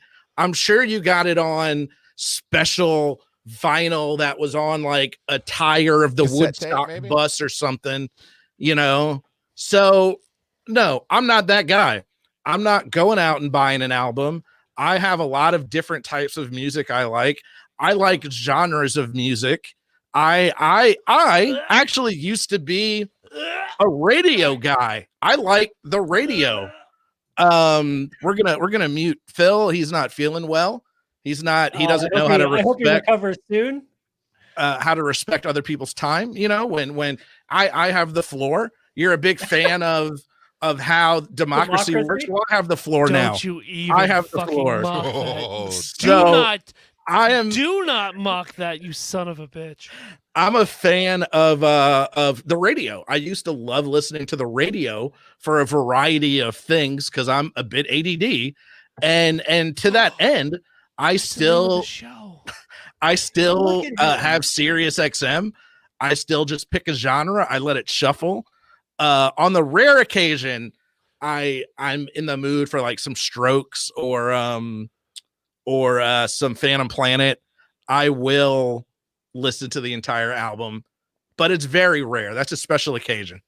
So, for the listeners, I'm holding up a record. Let me put this on shuffle real quick. Oh, yeah, there's the song I want to hear. Oh, yeah, let's shuffle this up. Phil, you make a good point. You make a good point. The technology that you, again, hipster people decide to use for the sake of listening to it before it was cool doesn't have the ability to shuffle. Well, You know? let me throw to my friend Michael, who thinks that anybody who listens and buys music on vinyls have some sort of brain damage. Michael, what do you have to say about Tony's comments? So here's what I have to say. For at least the next 4 days, I do not own a record player. As such, I do not listen to records. I may or may not. It is unclear at this moment whether I may or may not have gotten a record player for Christmas. But as of today, I do not own a record player. And so I don't suffer from the same problem as Phil does. I choose, Tony, to listen to Spotify the way the artist wanted me to, starting at track 1 and going all the way through the whole thing. Kruggles in chat says my new record player is so cute. Sounds like it's official, y'all. I did get a record player. You fucking sell out. I love you. I honestly at this point thought you were as hipster as you could get, but alas, you may have you were thought missing. of that. You were missing the final vinyl gem in your hipster Infinity Gauntlet. And Hippity Gauntlet. Yeah, I pulled it right. You already out had of the Phil's craft face. beer. The craft, even though you don't drink, but for the sake of the bit, the craft beer, the random sport, the lame beard. Yeah, you needed the vinyl record player. Yeah, the food truck and the record player. The food truck, right? But yeah, so no, Tony, you don't have to only be a victim of technology to not listen to a record front to back. You can do that still. Modern technology still allows you to hear a record the way that the artist wants you to. So I appreciate your effort and am so happy to correct you and open this world for you of enjoying music the way that it's meant to be played. I'm just going to throw something out here right now. So there's a record out there that's called Maybe You've Been Brainwashed Too. Now, that may not ring a bell because for you plebs, that is the first record of the band The New Radicals. And yes, I mean, Mother, We Just Can't Get Enough is the opening track. God damn, does it slap harder than you get what you give. And it's a shame that these people that just shuffle through Spotify and through I mean, are people still using Pandora? I don't even know. I'm not out touch of the public, but I'm saying these are the tracks that mean the most to me, and it's a shame that you people don't understand how precious these quote unquote non-hits never make it to your ears. I'm sorry for you. So you argue that you're in touch. Is what you said. You're not out of touch. You're in touch, and your in touch example was the New Radicals. Because I remember 1998. I remember driving around listening to not Get What You Give, the other single they had. Give what you get? So prevalent that it comes right to your mind, huh? Sometimes or something like that. I don't know. It was 20 years ago. Point is, I remember driving around in my car crying over a breakup, listening to New Radicals. So you're not in touch. No matter what. It's no very matter what sad people that you say never to you. get to experience the full discography of Harvey Danger just by listening to Flagpole Flagpole. Sitter? I watched enough Mitchell and Sitting on a Webb flag by the to bay. get enough of Harvey Danger. Sitting on the flags all day. Charles, That's what Yo, about you? so How do serious, you- serious, how do serious. you- No. Speaking of Harvey Danger, wasn't Bean Dad touring with them? Who? Oh The no! I think Twitter Bean discourse. Dad Bean Dad. was touring with Harvey Danger like recently. Wait, so does that yeah. mean Harvey Danger is canceled now too? In addition to No, Bean Dad? but Ken Jennings is cutting it close. But tune in to my videos. That's what we're talking about. Anyway, it's just Harvey Danger came up twice in 1 week. That didn't happen when they had a #1 hit. So Chat has now moved into talking about mixtapes, and a mixtape is another. If you listen to a fucking mixtape that somebody made you don't you on goddamn shuffle, dare. Don't you fucking On shuffle? On shuffle? Okay, never mind. if you listen to a mixtape that somebody made you on shuffle, you have missed everything. Well, you know what? I've been doing bits for like 20 minutes about this, but Mike, you are completely correct. Those songs are put in a fucking order to tell a story, Right. right? And if you shuffle that shit out, it's You miss like, it. You You miss miss the it. entire point of it. Yeah. I that can't to tell you me, shuffling a mixtape to me is almost like shuffling a like a DJ's turntable set. You know, Just going- you see like fucking Skrillex's set, and you're like, well, let's mix it up a little bit and see what happens. Like with Skrillex, you couldn't tell, but like a good DJ, you probably could. yeah, no, it completely ruins the entire thing. You know, so I'm with you on that, but that's not what Okay. we're talking. Okay, as long Mixtape, as we can all yeah. agree. okay. I was gonna say, especially as a radio guy, you understand that songs need to fit together, right? There's an ebb and a flow, even as a radio DJ. You know, yeah, there should be an ebb and a flow. He who is Steve. Oh, we shuffle more. NSS never stop shuffling.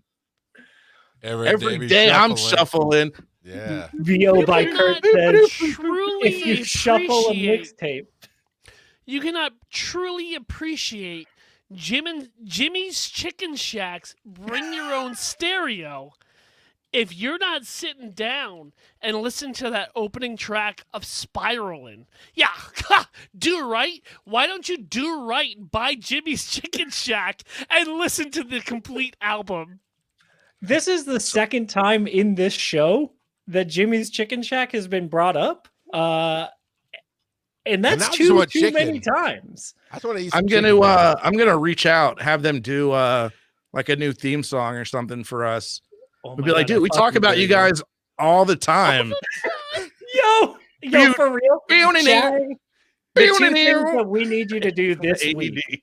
Hey, Kilta's got a at great Jimmy's point. Chicken Shack. If you like the and- song, why does it matter what order it's in? Hold on, Follow Charles. us We're on- getting our new theme song right now. Yeah, Hold on.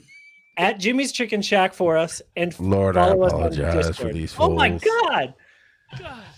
I quit. Yeah. Okay. All right. So what Mike was saying is Maybe we can. reach out to Jimmy's Chicken Shack, at them on Twitter, and tell them to write us a new theme song. That would be great. Or just give us permission to one that already exists. Whatever's easiest for them. All right, we're gonna bring Mike back in now. The lead singer is busy with Jar of Flies, so screw you guys. Is he really? Jar of Fly is That's the Christian band? That's what Hero Steve says. Steve. Okay, Wait, so there's a Christian band called Jar of Flies. That's No, not a Jars of Clay Deftones- is what you're thinking of. Yeah, I was I'm gonna mixing say. up Jar of Clay. My bad. Yeah. My bad. I thought it That's was on a me. Deftones Jars of Clay like tribute Oh, band. God, that's for me. You made that joke for me. Ah, you're so pretty. God damn it. So realistically, yes. I mean, Mike, you were saying like when a record first comes out, you Check him out on MySpace. I'm sorry to interrupt, Phil. The Jimmy's Chicken Shack. Oh, Friends, JCS may still be on MySpace. But anyway, Phil, you were saying. what a stupid night of recording. Yes. When an album first comes out, and this was like your main point, yes, obviously it's cover to cover for like 2 weeks, 3 weeks to a month on that shit. It's very strange and appealing to me how good Spotify is at hitting me with those daily mixes of things that I've listened to. You know, and to break it down in like 6 different categories of music that I've listened to, you know, daily mix 1, daily mix 2, man, it's too much. And as much as I like to play the douchebag, I'll leave that to Mike. No, obviously I listen to shuffle music. You know, sometimes when you're just not feeling in the best of moods, you know, you put on that Mountain Goats, Eels, Elliott Smith daily mix that's been sitting there for a couple weeks. I think that's different though, Phil. I think that's like a playlist. That's like a mixtape, right? It's not, you don't go to Elliott Smith and hit shuffle on XO. No, that's Right. That's blasphemy. Like you listen to XO from start to finish 2 or 3 100%. times, I'm used to black. yeah, cry. no, like and then like go sit outside and smoke cigarettes. I know you. Your whole point. Oh God, it's too real. Actually, you kind of look like the goth kids from South Park with the hair. So it's kind of working out. I'm not listening to Depeche Mode at this moment, Tony P. Henderson. Like, And burning down the Hot Topic. but oh God, I mean, no, I would never do that. I legitimately would never do that because that's something insane people would do. There's a difference, and I'll agree with you. There's a difference from people hitting your daily mix on Spotify and also people that hit shuffle play on Pandora.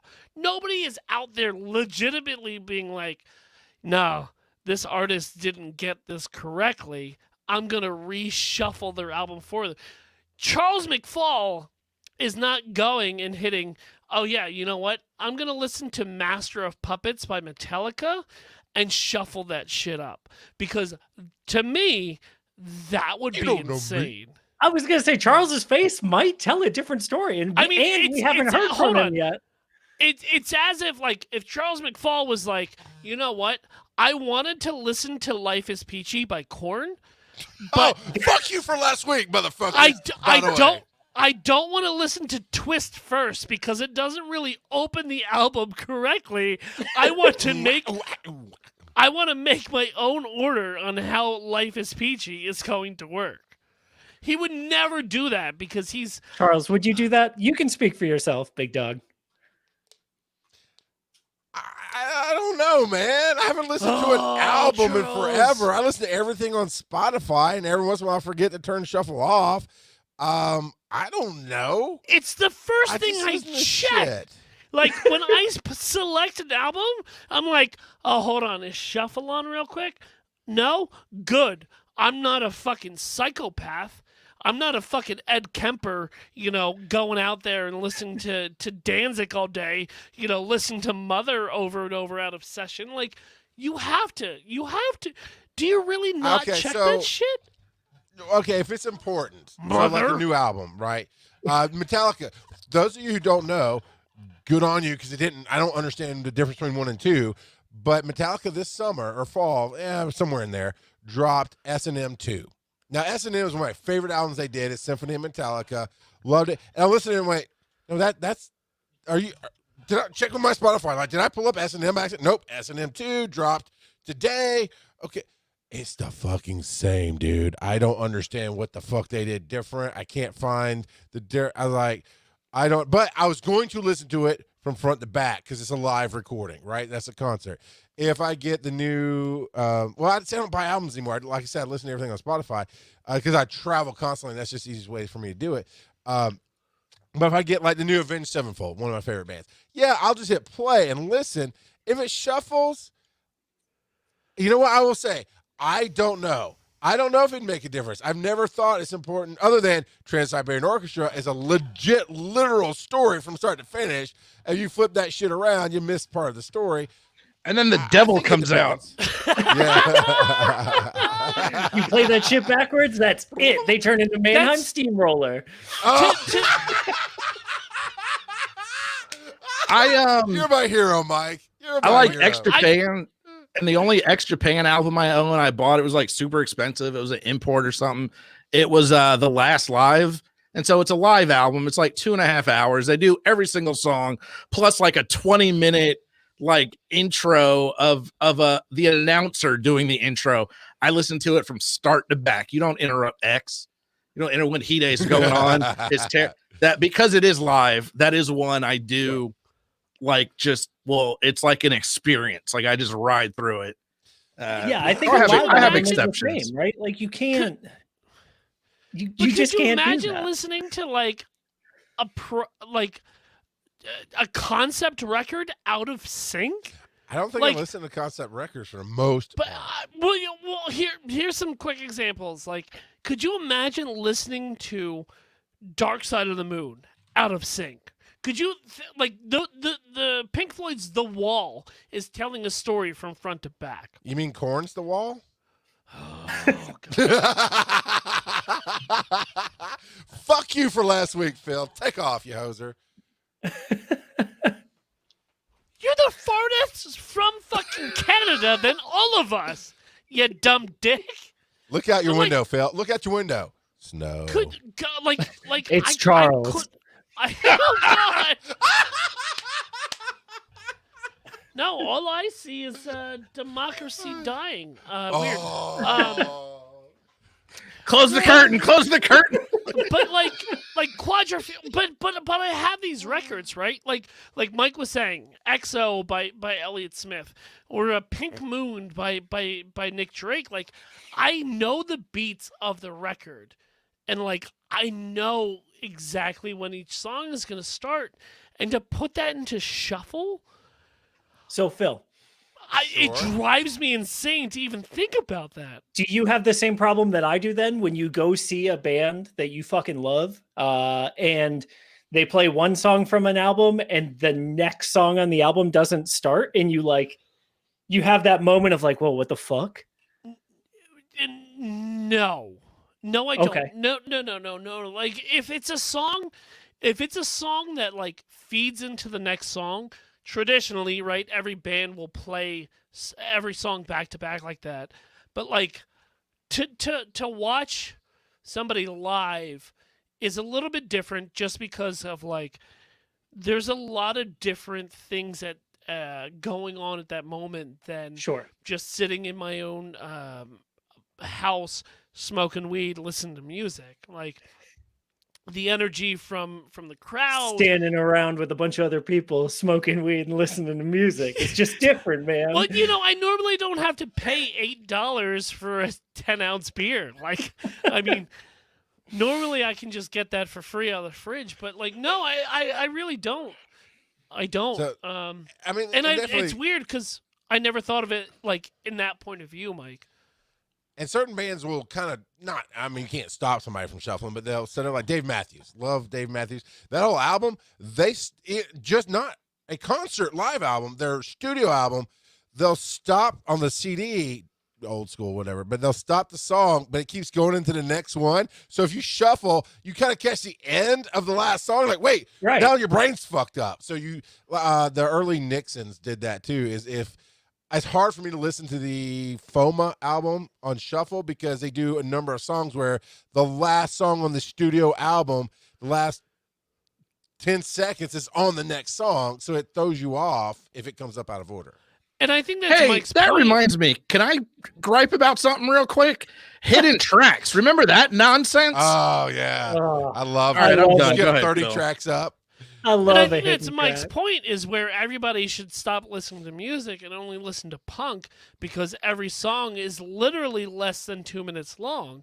And like, you can never be fed into, you know, this falsehood of the next song if everything just is aggressively stupid and then it ends. So that wasn't my point, but I appreciate you bringing it up, Phil, because actually, talking to Charles's point, a lot of the grind bands that I listen to will do that same thing where they'll bleed through into the next track. And so like you only really get the right feel when you're listening to it either on a record or digitally, with no like delay between the two. But if you're listening on a CD, like most CD players have that like half a second skip. And so the sound will go, you know, as like the next song starts. And it's like, CD player? What is it's this little like a round It's a reflective thing. Walkman. It was the Yeah. thing between Gotcha, when you gotcha. stopped buying music and now. Gotcha.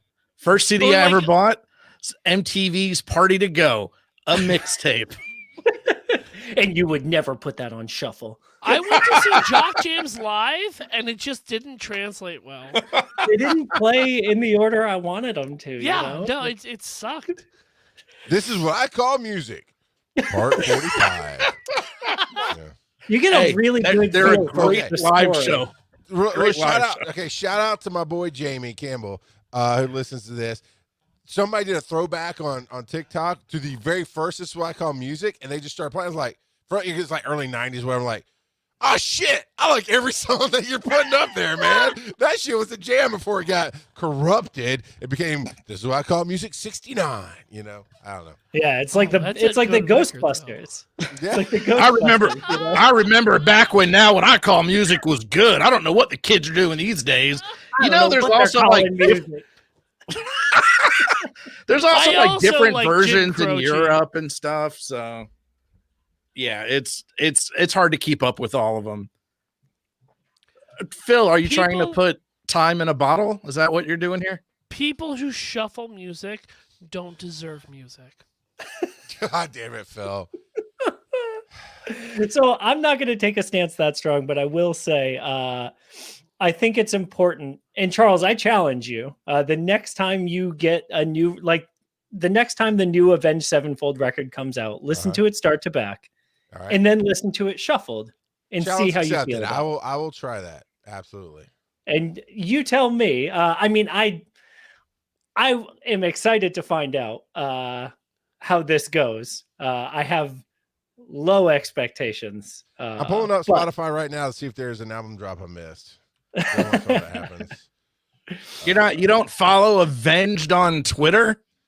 Dude, I don't even follow this. No, okay, I do, but I don't follow the show on 87X. Twitter, so I'm busy, man. God damn. Way to fucking quick Google fucking Tony P. Henderson. It's AX7. Thank you, Tony. Get it right. Are we gonna wait on me to look this up? Awesome, that's great. Yeah, I was like, hey, where are we at in the show? Yeah, yeah. No, they don't have a new album yet. So yeah, if they drop a new album, which should could be in the next year or so, then yeah, I'll do that. Fingers crossed. But no, I think I have the same problem when I listen to a lot of live records, is that like I will then go back and listen to the like recorded album and be like, wait, why didn't, oh, right, because it's on a different record. Like this song didn't follow because it's on this other record or whatever. And so I don't know whether a live record counts as shuffling. Got That's you. kind of hard because that's an experience, but at the same time, Right. I don't know, man. And see, I kind of disagree. When you do the actual in-person concert, that's a whole separate experience fueled by the albums. But a live album, I don't know, man. For you, that's a tough one. I think there's a lot of factors that go into it, especially if it's a live show that you've been at, and Sure. then you have the audio record to talk about. Yeah, it's weird. But also people that buy live records, they're insane people. Do they also not deserve music? Phil, are you now the deciding factor of who does and does not deserve art and creativity and expression? You know what, Tony? Let me unrighteously storm Capitol Records, and I'll let you know. Oh boy. You know what? I think you all have been great tonight, and I love talking about music. Another thing that I really love is Austin Justice Coalition at austinjustice.org. They do a lot of work locally. They are very engaged in serving people who are historically and systematically impacted by gentrification, segregation, over-policing, a lack of educational and employment opportunities, and other forms of institutional racism in Austin. For me, it's super important that I put my money where my mouth is when I talk about the things that I care about. And so today, as we were getting ready to do Show the Love segments, I wanted to make sure that something that I showed the love to was something that I show the love to on a regular basis. I set up a recurring donation through their website. It's super easy. Highly recommend that you find the organizations in your area that support the causes that are important to you. If you want to do it easy, there's a link right there. Not right there, but you can just type austinjustice.org into your web browser and help my community, or you can help your own, whatever you want to do. I also really want anyone who is not already following the show on Twitch to go ahead and hit the follow button. We love when people come and hang out with us and chat and tell us what's important to them, and tell us how they feel about shuffling music, even when they're wrong. You can also tweet us at Almost Daily Pod. I'm going to try this week to get the access to the Twitter account. We'll see how that goes. In the meantime, you can tweet me at FutureXSkeleton. You can also give us a 5-star review on iTunes. You can hit us up at almostdailypod@gmail.com. Follow us on Facebook. Interact with us. This topic was brought to us by a swan named Emily. In chat, we love getting to talk about the stuff that y'all want to hear about. And so if you've got topic ideas, shoot them our way. We like that. It's fucking so much easier for us when we can just say, yes, we're going to talk about that thing that you want, and not, oh God, what do we want to talk about? So thank you, Swan. This was super fun. Thank you, everyone. And we will see you next time with a topic hosted by the one and only Chucky McFall. Oh, no, I'm out after this episode. Bye. I got more to say, so if he's gonna drop out, like I have more to say. I gotta hit the little boy's room. Yeah, I gotta Me take too. a piss as well. So does a bunch of people in chat. So we'll Break. definitely Bye. take a pee break.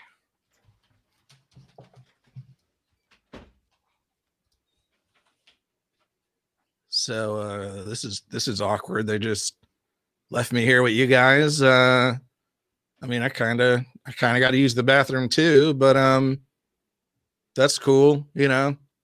I'll just sit here and hold it in. Just ruin my kidneys. That's okay.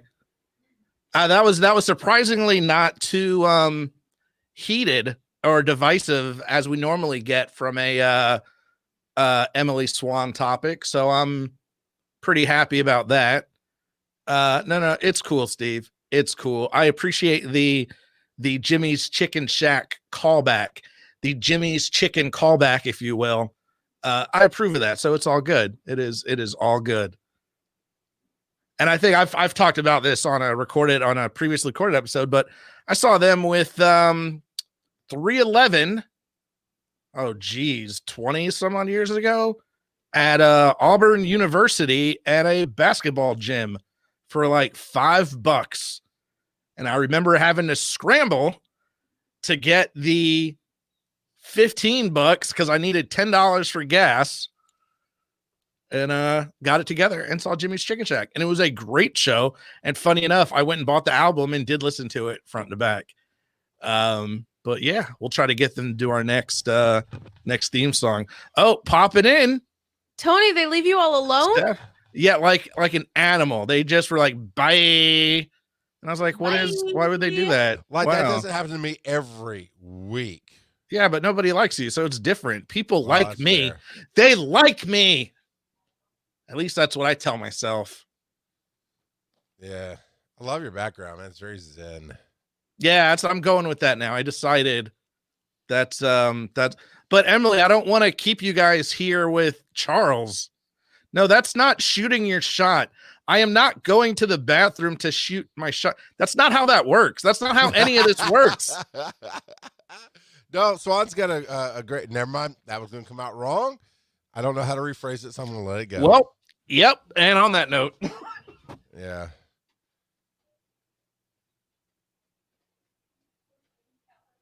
Shall we have a sing along? All I'm hearing is I don't want to lose you now. What At the back of, I don't know the name of it. What are we singing about?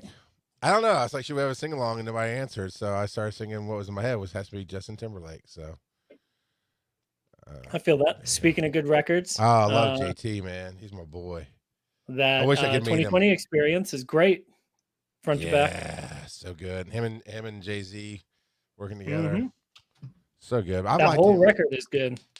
Of course, in the 90s, it's popular to hate on NSYNC and all that stuff. Mhm. Oh, fucking boy. But I've gone back and listened, and I was like, oh, they did. I mean, it's bubblegum pop, yeah, by all means. But it's like, no, there's some.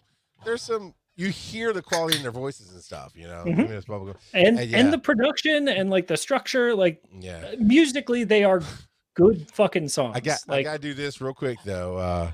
So who said it?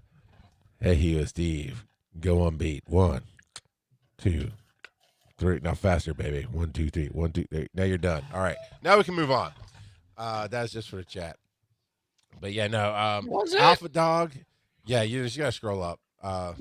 Alpha Dog was the first time I really saw him act, other than of course the Mickey Mouse Club, where they were the same age as me. So fuck off, all y'all memers.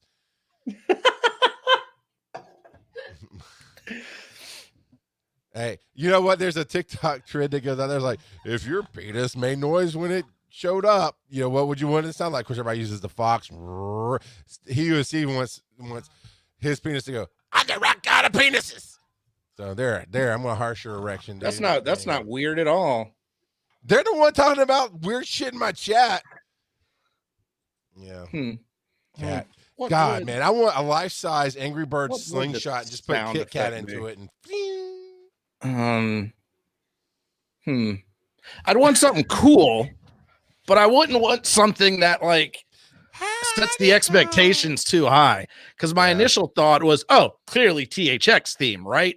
No, that's what everybody that's where you uses. go. Yep. That's where you go wrong, Mhm. because then you're like, yo, this is gonna be something crazy. And then if it's not, you're like, I mean, you know, you don't have to lead off with the THX theme.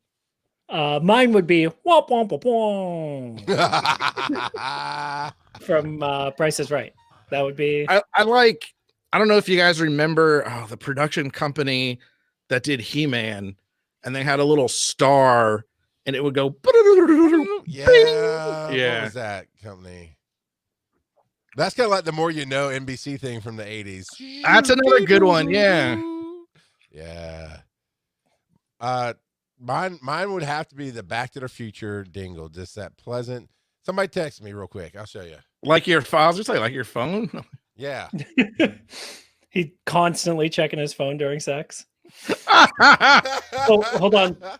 Oh no, just me. Sorry. It's just me. Oh man, this has been a night, man. Somebody called out sick for tomorrow, and it's at 3:45 a.m. call time. So I'm like, while we're doing the show, scrambling to find people to fill it. Somebody fills it, and then somebody else, well, I know we're meeting next week, but it sounds like you're firing me. I'm like, how is it when I say we need to sit down and plan the future? Because I just spent 3 hours meeting with the owner today. He didn't dingle. No, It was Filmation, which I sent you the link. Which I sent you the link in the private chat if you want to pull it up. There it is. There you go. Oh. Okay, see, I hate Siri because I've tried to pull you up, Mike, to send you different things just randomly, and it's like, there's no Mike Ellis. I don't have a contact for them. I'm like, yeah, you do, you dumb You haven't shit. saved me? Damn, Charles. I That's did. cold. You popped up as Mike Ellison. Siri hates people. Dude, I shit you not know. I don't know what the last update was, but every time I'll go, hey, and I'll say the name, call anybody. It could be Tony P. Henderson. It could be you. It could be Swan. And I'm like, did you mean Tony P. Henderson? It's literally what I just said. Why are you doing this? Ah, there it is. Because we don't like you, Charles. That one, yes, that's what I wanted to do. Because Siri is like, you should always mean Tony P. Henderson. Yeah. Is this a text or a phone call? If it's a text, it's probably for Tony. It's like, call Tony P. Henderson. Are you sure? Did you mean text? I called Tony on New Year's, and he was like, yeah, what? You okay? You need a ride or something? Like, I was like, no, man, I just want to tell you something. He's like, cool. I'm like- I'm watching this Gremlins 2 right now. I'd prefer not be interrupted. He was like, Al Hanley's here, and I was like, so you're passing the buck to Al Hanley? Like, It was funny. I was so jubilaciously like flowing, of happiness, and I was, he was just like, Yeah, Oh, Phil asked me Phil. for a phone number for one of me and Steph, and immediately I got concerned about what type of call this was going to be. I and was like, Tony P was like, yeah, cool story, bro. This could have been done through text. it was all right. So And I was let's paint the picture. No. And I was like, well, I'm talking to people that I care about, and I just want I'm to being serious. I just want. let my people know, what's going on, and 240 characters, or like message me on wanna, Facebook. I want to, enjoy this moment of like, hey man, you're a trusted dude of me. Like, I'm getting, I'm sharing something that's fucking super personal. And Tony's like, yeah, but this movie I don't like is on. So like, fucking. Truth is, up. Yo, So I'm gonna do Gremlins- some research for 2 weeks from now. Is almost daily discourse. Gremlins was done before the ball dropped. So let's just be clear there. The part Phil's leaving out, it was 2:30 in the morning. And I was like, are you kidding me right now? Like, I know I wouldn't want to take this call at 2:30 in the afternoon. Meanwhile, I called other people at that time, and they were like, "Oh my god, this is great! Everything, what this is something that can be fucking celebrated, and I'm happy for you." Tony was like, "Yeah, Lose my number. never call me again. start it. Let's go." but I was just super disappointed in the reaction. Never again. I'm You're calling you listening to tonight at Almost 2 Daily a.m. Discourse with your perfectly adequate hosts, Mike, Phil, Tony P, and here with today's topic is Charles. I feel like I have to do an imitation of myself because it's been off the show for a while. Yeah, today's special guest, the rock god of podcasting himself, Charles McFly. And then I think it's Swans was like, she did little T-Rex arms and all that too. I don't know what it was. So hey, yeah, we're gonna talk about my 20th anniversary is today as of this recording. I've been married 20 years, so. Congratulations on 20 years of being a douchebag. Yeah. It's great that we could be here to celebrate. No, no, but that's seriously. 40 something years. But no, it's been good. And Drew was like, that's so many. No. But still, yeah, we got to get serious for a second. That is awesome, man. That's, Yeah. 20 years. My relationships are about 20 days. So the idea of 20 years, that's just really impressive. And I'm, that's awesome, man. Seriously. So let's talk about, we haven't said it yet, but it's the 20th anniversary of Charles and his wife being married.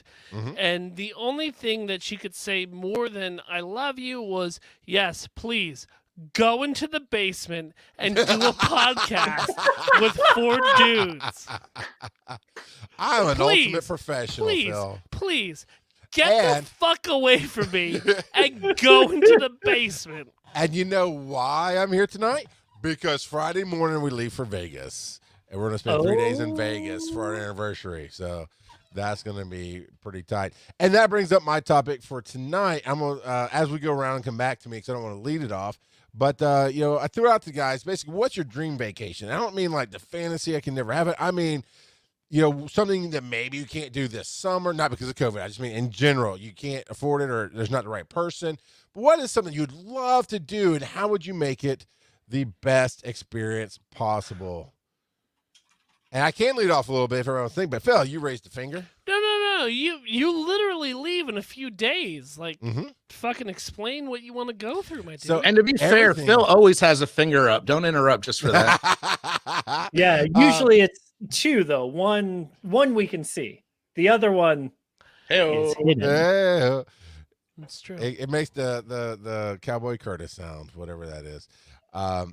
So I don't know. Tony, don't shake your head at me in disapproval. It hurts my Cowboy feelings. Curtis Take didn't Cowboy have it Curtis's down. name in vain. Yeah. Yeah. And I do. God. Anyway, in addition is distracting us in the chat room right now. So I'm all about. You're rusty, man. Keep it together, dude. You gotta do both. Yeah, A professional is always I know. focused, Charles. I've been gone. If you stay ready, you don't have to get ready. That's true. Yeah, and Aaron's been saying that for 20 fucking years. And still, she hears that Back to the Future dingle all the time. And Oh, so there's some in between show chat that does not make it to the podcast, and that was a callback to it. So That's why you got to watch live on twitch.tv/Almost Daily Pod Wednesdays at 8. Now, Charles, tell us your story. I'm all about experiences, and that my wife is too. And she's never been to Vegas. I've been a few times for conferences, and mostly that because I always wanted to enjoy the time with her. So here's how we're planning it out. One, she's always wanted to go to Paris. While this is not the real Paris, we're staying at the Paris Casino, right? Because why wouldn't you? It's fun. She wants to see New York, because even though it's not New York City where we'll go one day, it's all this stuff. But we're not even planning this out. We're doing a few little things like when we land. She's very organized. We're going to go to Walmart first and pick up a few things we need for the hotel room, like waters and whatever. And then we're going to figure it out. And that's going to be the experience, except for one schedule thing. And we're definitely going to hit the gondolas in, Venetian, because she wants to do that. But she's a big fan of the Vanderpump Rules TV show. There's a Vanderpump Rules bar at the Caesar's Palace. And so we've already made reservations for that. Is there a Walmart in Vegas?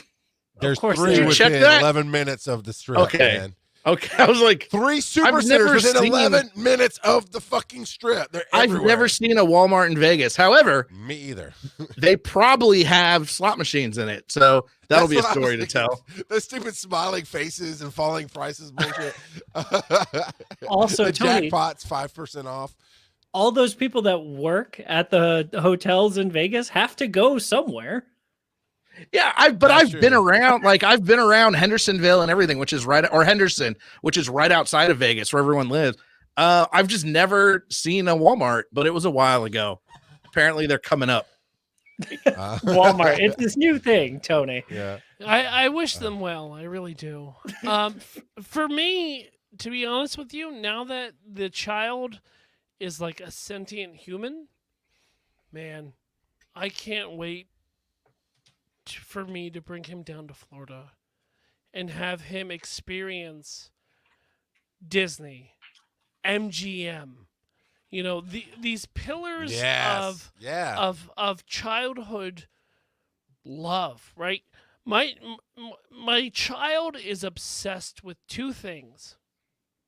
It's Star Wars and the Muppets, right? Oh, So yeah. like now that the Star Wars park is now open, like to have him be able to stand where Chewbacca was in the Millennium Falcon Mhm. is going to fucking blow his mind, right? Yeah. I recently just got to see my child's reaction to the reveal in Empire Strikes Back, right? It was literally like watching somebody open up a Christmas present that you've been holding for so long. Like for him to be like, "What, Daddy? Did you know this?" And I was like, "Shit, yeah, I did, dude." So like to bring him down to Disney, to You so have him- late. You're behind. Come on, get with it. but What to, are you to new? have him like, there's 2 ships that he knows, right? It's the Raven Crest, rest in peace, from the Mandalorian, and it's the fucking Millennium Falcon.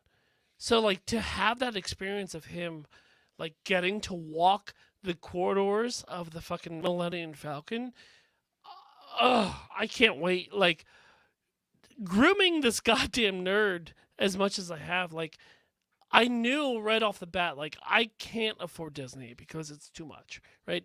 I got bills, I've got all this, so like I have a Disney credit card to earn points to pay for tickets. Guess what? COVID happened. Great, buys me extra time to like rack up them points. But like now that he's sentient and is like, yo, I love Star Wars, Daddy. How about you? I was like, yeah, dude, I love Star Wars. So like to bring him and from what I've been told, it's a fully immersive like That's what it looks you're like. Yeah. you're in Star Wars. Yeah, man. To watch him walk through this and to have his fucking mind blown in front of me is going to be better than watching him have the reveal of Empire Strikes Back. So like Yeah. that moment itself, like I'm super looking forward to. I don't know, man. It is very immersive. They kill all the Padawans. I would highly recommend against it. Yeah, Yeah, but wait here's until the he's a thing. little older. Here's the thing. He's a fucking Empire supportist. Oh, like, nice. like he's all about the Empire and like, oh, you like Finn? You like right? No, Daddy, I like fucking I like Kylo. I love Kylo Ren. He's my favorite. I'm just like, God yeah. damn, you dark motherfucker. But off of Star Wars real quick, like MGM. My favorite thing about MGM, which as the point of a young kid, like MGM was my favorite, right? MGM Studios gave me the Indiana Jones experience, right? Yes. It gave me Yes. you know the Muppets experience before Disney even owned that. So like my son's so obsessed with the Muppets that like when we get into the car, it's like I need to hear every fucking Muppet song right now, Daddy. right now. Wow, all outright. right. Well, And I you put know, them I on mean- shuffle. I became a New York sports fan because of my dad. My dad's a big New York sports fan. That's how I was raised. Your son, I would imagine, his dad is a Muppet, you know, so I would just imagine the he same is super true. is. But like That makes to sense. have like with the Muppet Theater, they were doing that 4D before like 4D was a thing. So Yeah. like to experience it now and to have like his favorite, you know, Muppets kind of like interact through this like, oh, there's cannons blowing off behind us, and I look back and there's cannons back there. Like I'm real stoked about it. And now that like Disney owns Marvel, like Everything. things Yeah. are just going to be. I know it's going to be stressful for me. I know it's going to be stressful for my mother, and for his mother.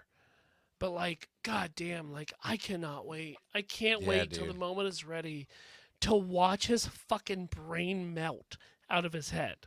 I mean, Like- then just don't make it stressful. If you're going for the kid, everyone's kind of, you know, like you're there for one thing, and don't make but it for stressful. me- Have fun. Well, I can only control myself. Like I'm really looking forward to it, but I can't control other people's actions, right? We're Now, yeah, I get it. emotions. I hate people, so the idea of Disney sounds horrible unless I could just have the park to myself. Like if everyone would leave or Oh something. yeah, I want the VIP thing where I get. But I toured will behind the say, scenes, but- although I would not recommend going during COVID, they are having some like super deals right now. You might want to look into. I think there's like a 4-day pass for super cheap, but I don't know if you can buy it and like do it later or roll it over. So just give it a look. If you're interested in I doing- appreciate that. No, I would never fucking put myself in that situation. But that's the great thing about the credit card is that like buying this credit card just rolls my points over till next year until like things are actually fucking ready and safe. Like Nice. it's funny. I was like, yo, you're 4. You're ready for Indiana Jones? And he's like, nah, Dad, I ain't ready for Indiana Jones. I like that music, but I ain't ready. And I was like, yeah, That's I what know I you're thought. not- I You ain't know ready. you ain't ready, bud, but like I really want to show you like the Last Crusade right now. You thought you were ready. You ain't ready. It's For gonna me, melt your face off. That's what I'm And then going rip- for, right? The rip your fourth heart Indiana out. Jones. The fourth Indiana Jones is the softest of the 3 of them, but It's God gonna damn. shoot Which your one? dad in a hallway. which one had the alien monkeys?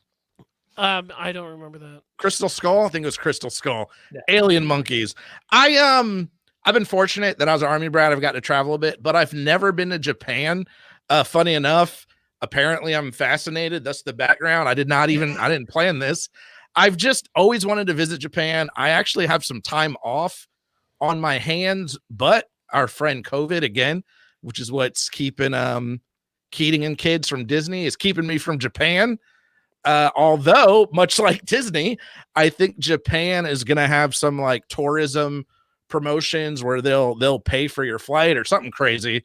And I just kind of want to spend a couple weeks in Japan and bop around and play some arcade games and eat some food and just see some stuff. I have never been like a huge like an anime fan or anything like that, but to me it's just a completely different culture than I've ever seen. You know, just a completely different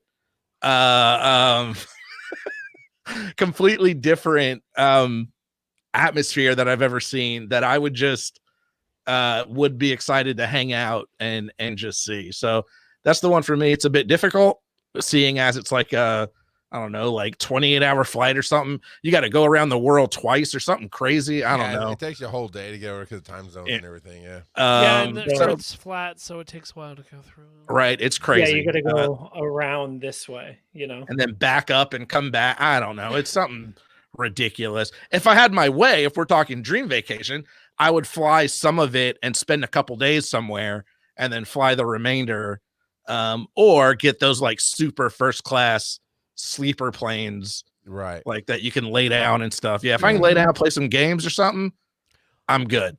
Japan's a good So- fucking option, man. Like Japan, for me personally, not to cut Mike off as he chews through his sentence that he almost had.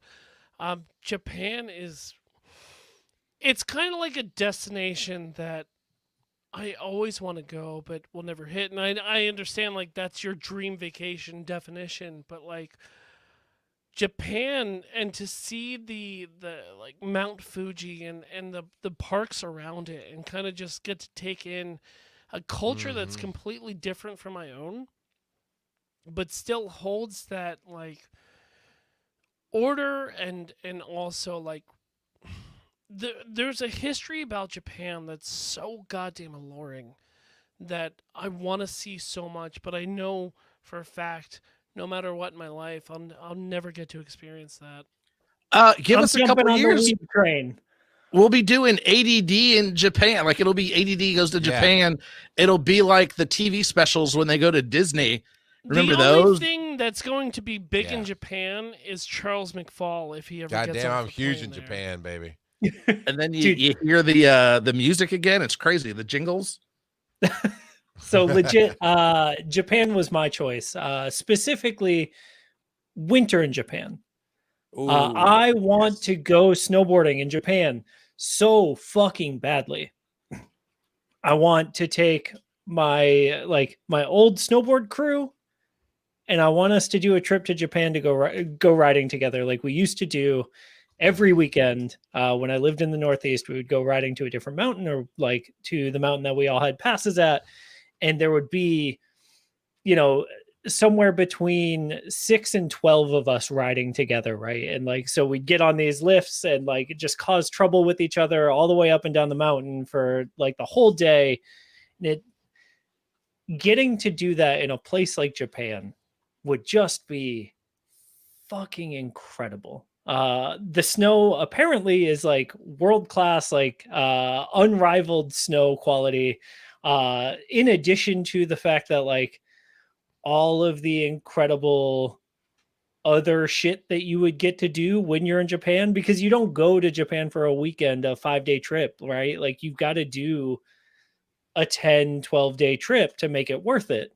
And so like that's the shit, right? Like go in the winter, go to like, I want to take Steph and I want to go to Nagano where the Olympics were. And like, I want to like experience ice that skating. with her. Right. Yeah.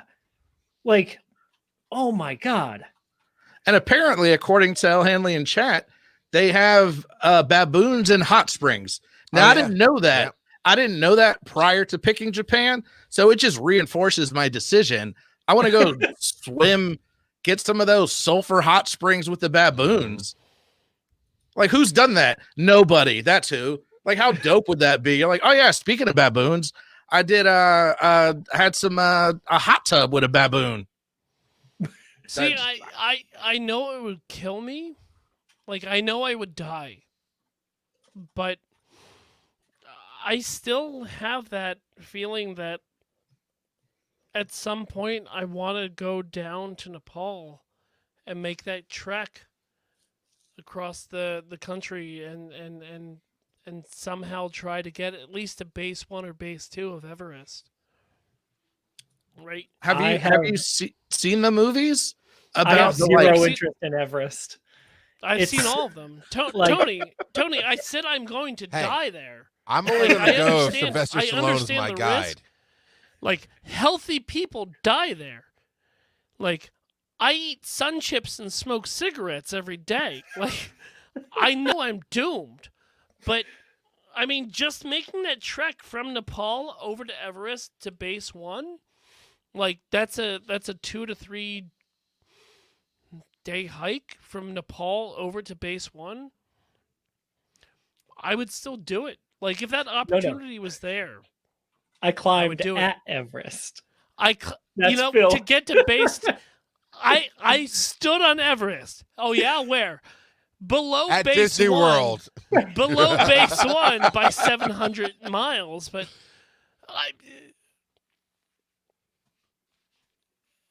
I still want to, man. I think that would be, in all sincerity, I think it would be cool to do that one step. Seeing as we all agree, you nor myself would make it very far. But I do think it'd be cool to do that one part to see it, Right. and then look up and imagine all the dead bodies that are up there, all the all those people had hopes and dreams at one point.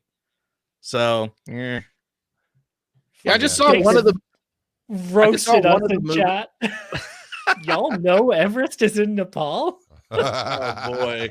Fucking savage. It does sound like we all agree. It's not about go to just do this one thing. It's about the experience and how you enjoy the experience. And that was kind of what I was getting at. And it's awesome that all you just fell in, because I didn't explain that at a time to anybody who's listening to the podcast, is I just said, hey, what's your fantasy vacation? Then as we get on pre-show, I said, really, I'm talking about a real one that you can go do. And everybody fell in the same category. Well, it's different places and different things. It's about the experience. And that's what I was saying about Vegas. We've planned very little about it. We want to get there, settle everything, handle a little bit of business, and then it's just going to be wherever we go. This casino, that casino, show, whatever pops up. Let's do this till we got to get on the plane at 2:30 Sunday afternoon. Because it's Vegas is huge for us because it's one, still shit going on in the world, right? You have to have COVID precautions and all this stuff. But her life and everything just lined up for it to happen. But even if we weren't doing that this year, it was, what experience can we have to celebrate our 20th anniversary? And it just happened to fall this way. And that's we made the best of it for the last couple of years, where you can be. And I mean, Phil, to your story of the kid, seeing the reveal in the movie, that's going to be on par with taking them to seeing it for you, I think. I mean, it's going to be on par just seeing it through his eyes. And you're worried about people doing shitty things. For the most part at Disney, it's not shitty people. It's easy peasy. It flows as best it can. No, it happens every once in a while. I've seen some videos, but that's an exception to the rule. The rules are, it's really magic. And your kid, you're going to love it through his eyes, man. Well, really I mean, for your point, Charles, I mean, the best vacations I've ever been on have been vacations with no agendas. Yeah, just not to get fucking Bourdain on this, but literally going to a town or a country with literally no agenda. Bourdaining again. It's kind of the best way to experience your surroundings. When we went to San Francisco, I had one thing on my list, right? I just want to do one thing here. And same when we went to Ireland. What was was it? Yeah, was it?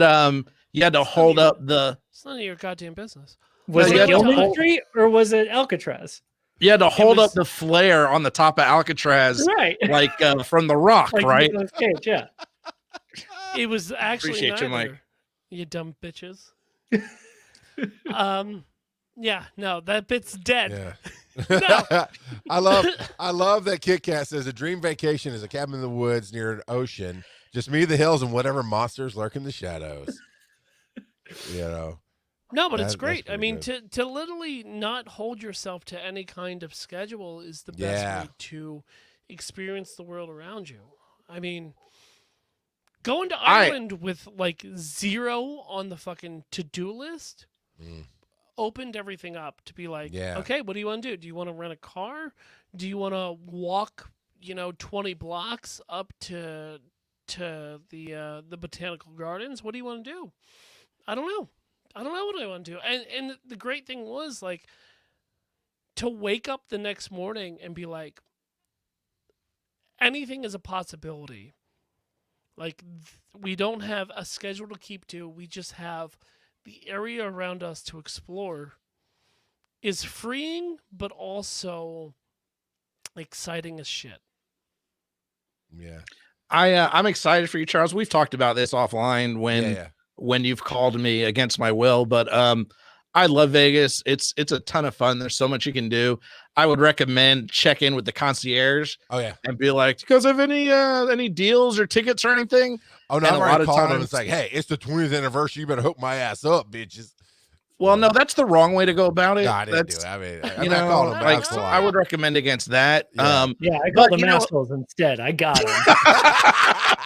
That'll show them. Yeah. But you know, a lot of the shows and a lot of the restaurants and things have deals, and they don't use them all, so they give them to the hotels, and you know, so just ask. It doesn't hurt to ask. Yeah. And then yeah, there's just a ton, dude. Like I said, you can walk around for days just looking at stuff, just hanging out. Yeah. So I'm excited for you, man. Thanks, Congrats, and have fun. Yeah. I want to bring another part of this because you kind of touched on it, Tony, and actually Mike with your snowboarding crew, you touched on it. I've always thought it'd be cool and didn't know how it'd play out, but I always thought I grew up adjacent to the corporate world. I grew up in the church world, and they're similar in that they have retreats and staff comes together, blah blah blah. I was like, I And don't it's wanna all do about that. money. Yeah, and they talk about plans and money. Yeah, but I thought it'd always be cool to be with cool people like you guys. Well, except the corporate And people, our CEO really exists. But My it's kind bad. of do a vacation together, you know, where you can just hang out, where it's not showtime and it's not this. It's just, hey, y'all want to go off and do that other thing on your own? Go do that. But, you know, we'll have a place to come together, hang out.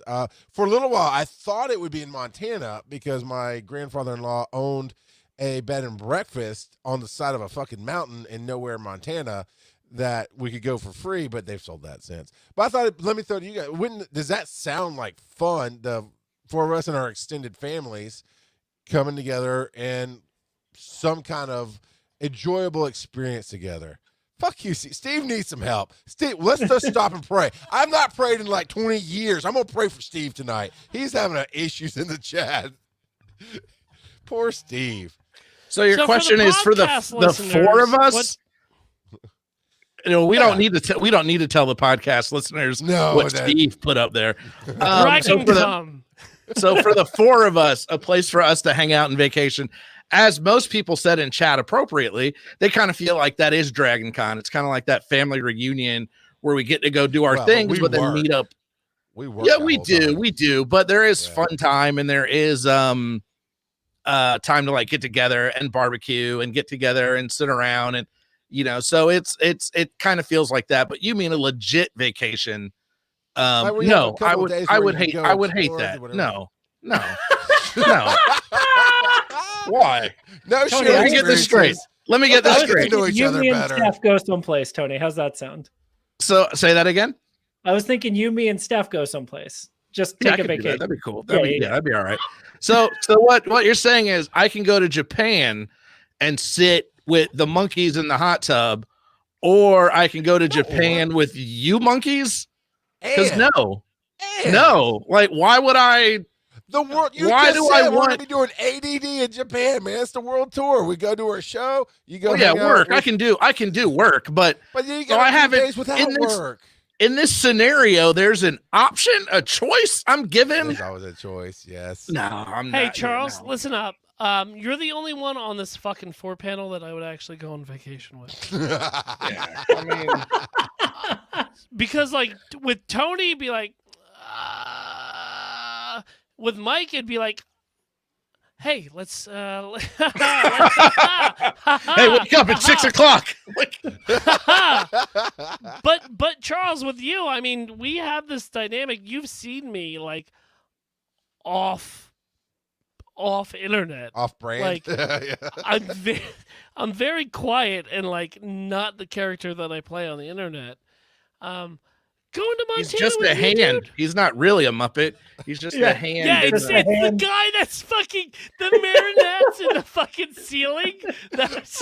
It's just Gary, the guy who fucking puppets me. It's just like, oh god damn, like this voice is really difficult to do constantly. Like, thank God, Charles. No, but I mean, we've hung out after Dragon Con, like when things are going sideways, and fuck yeah, I'll go to a bed and breakfast, and we'll fucking come together for dinner, Come together. and not see each other for the rest of the time. That'd be See, great. I'd have But to feel it out. Like me and my BFF, Paid for. How Ben's about that? dad. Does that help out, Tony? It's paid for. No, money ain't a I know, thing. It ain't okay. that. It's you. Yeah. Oh, that feels a little too real. So Ben's dad and I, what's up, Ben's dad? Go to sleep, Benjamin. We've traveled cross country, but we've known each other for like 20 some odd years. And while driving cross country, we knew when to chat and we knew when to be quiet. We knew when I just start getting a little testy, like, all right, we know each other that well. And I don't, that's, issue. yeah, these are the ones I don't know. The human He's chihuahua the over fucking here. issue. Are we It's all this pointing at one. each other? Is that what we're doing? Well, me and Phil are It's pointing at this- Mike. It's literally this motherfucker right here. Like, he doesn't know when bits end. Like, he's a fucking sociopath. Let me tell you something about bits, boys. They Yeah. don't end. Yeah, and that's the problem, Miguel. Like, come on. Oh, well, internet dropped out. Wow, Charles. He's back. No, Wow. Charles was doing this. This motherfucker.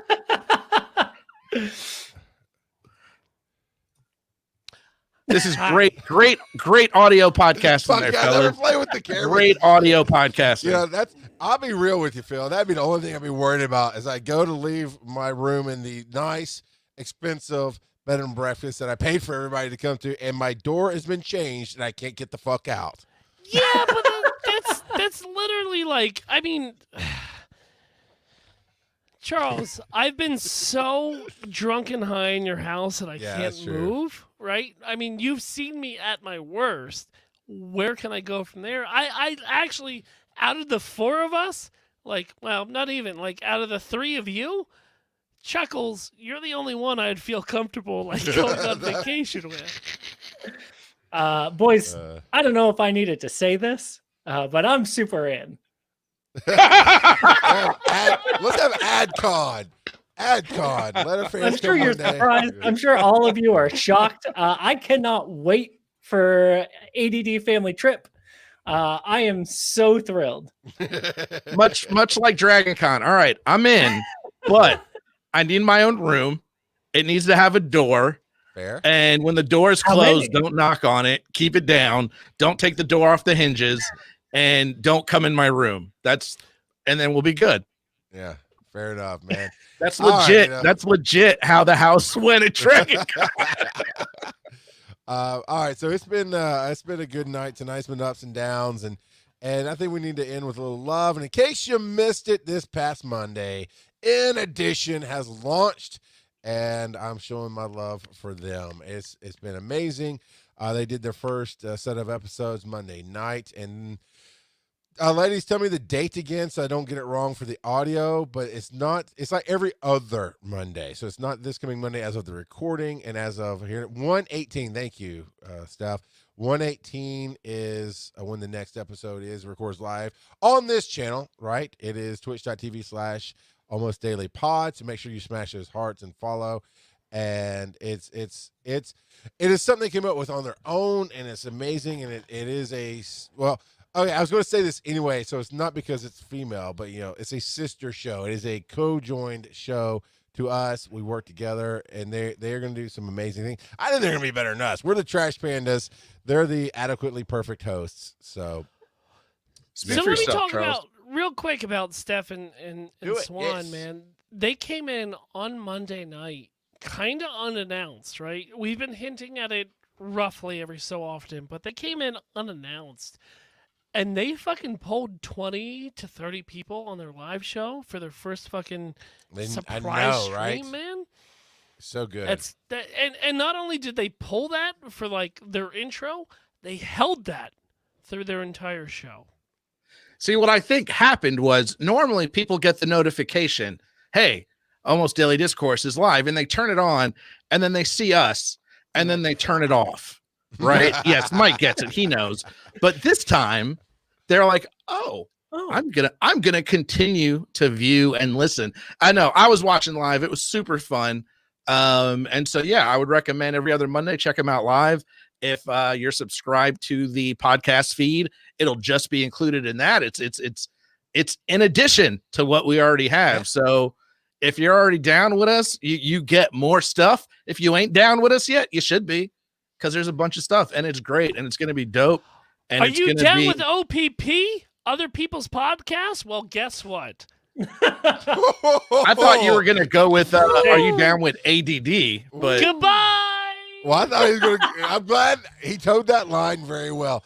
And looking at our promotion about finding us, Anchor.fm, Almost Daily Pod, all that stuff, I see the store link, right? Tiny.cc/GSTU in all caps. We need to get them their own shirt and merch put up. I'm on it. Well, yeah, I'm on it. I'll work with Swan.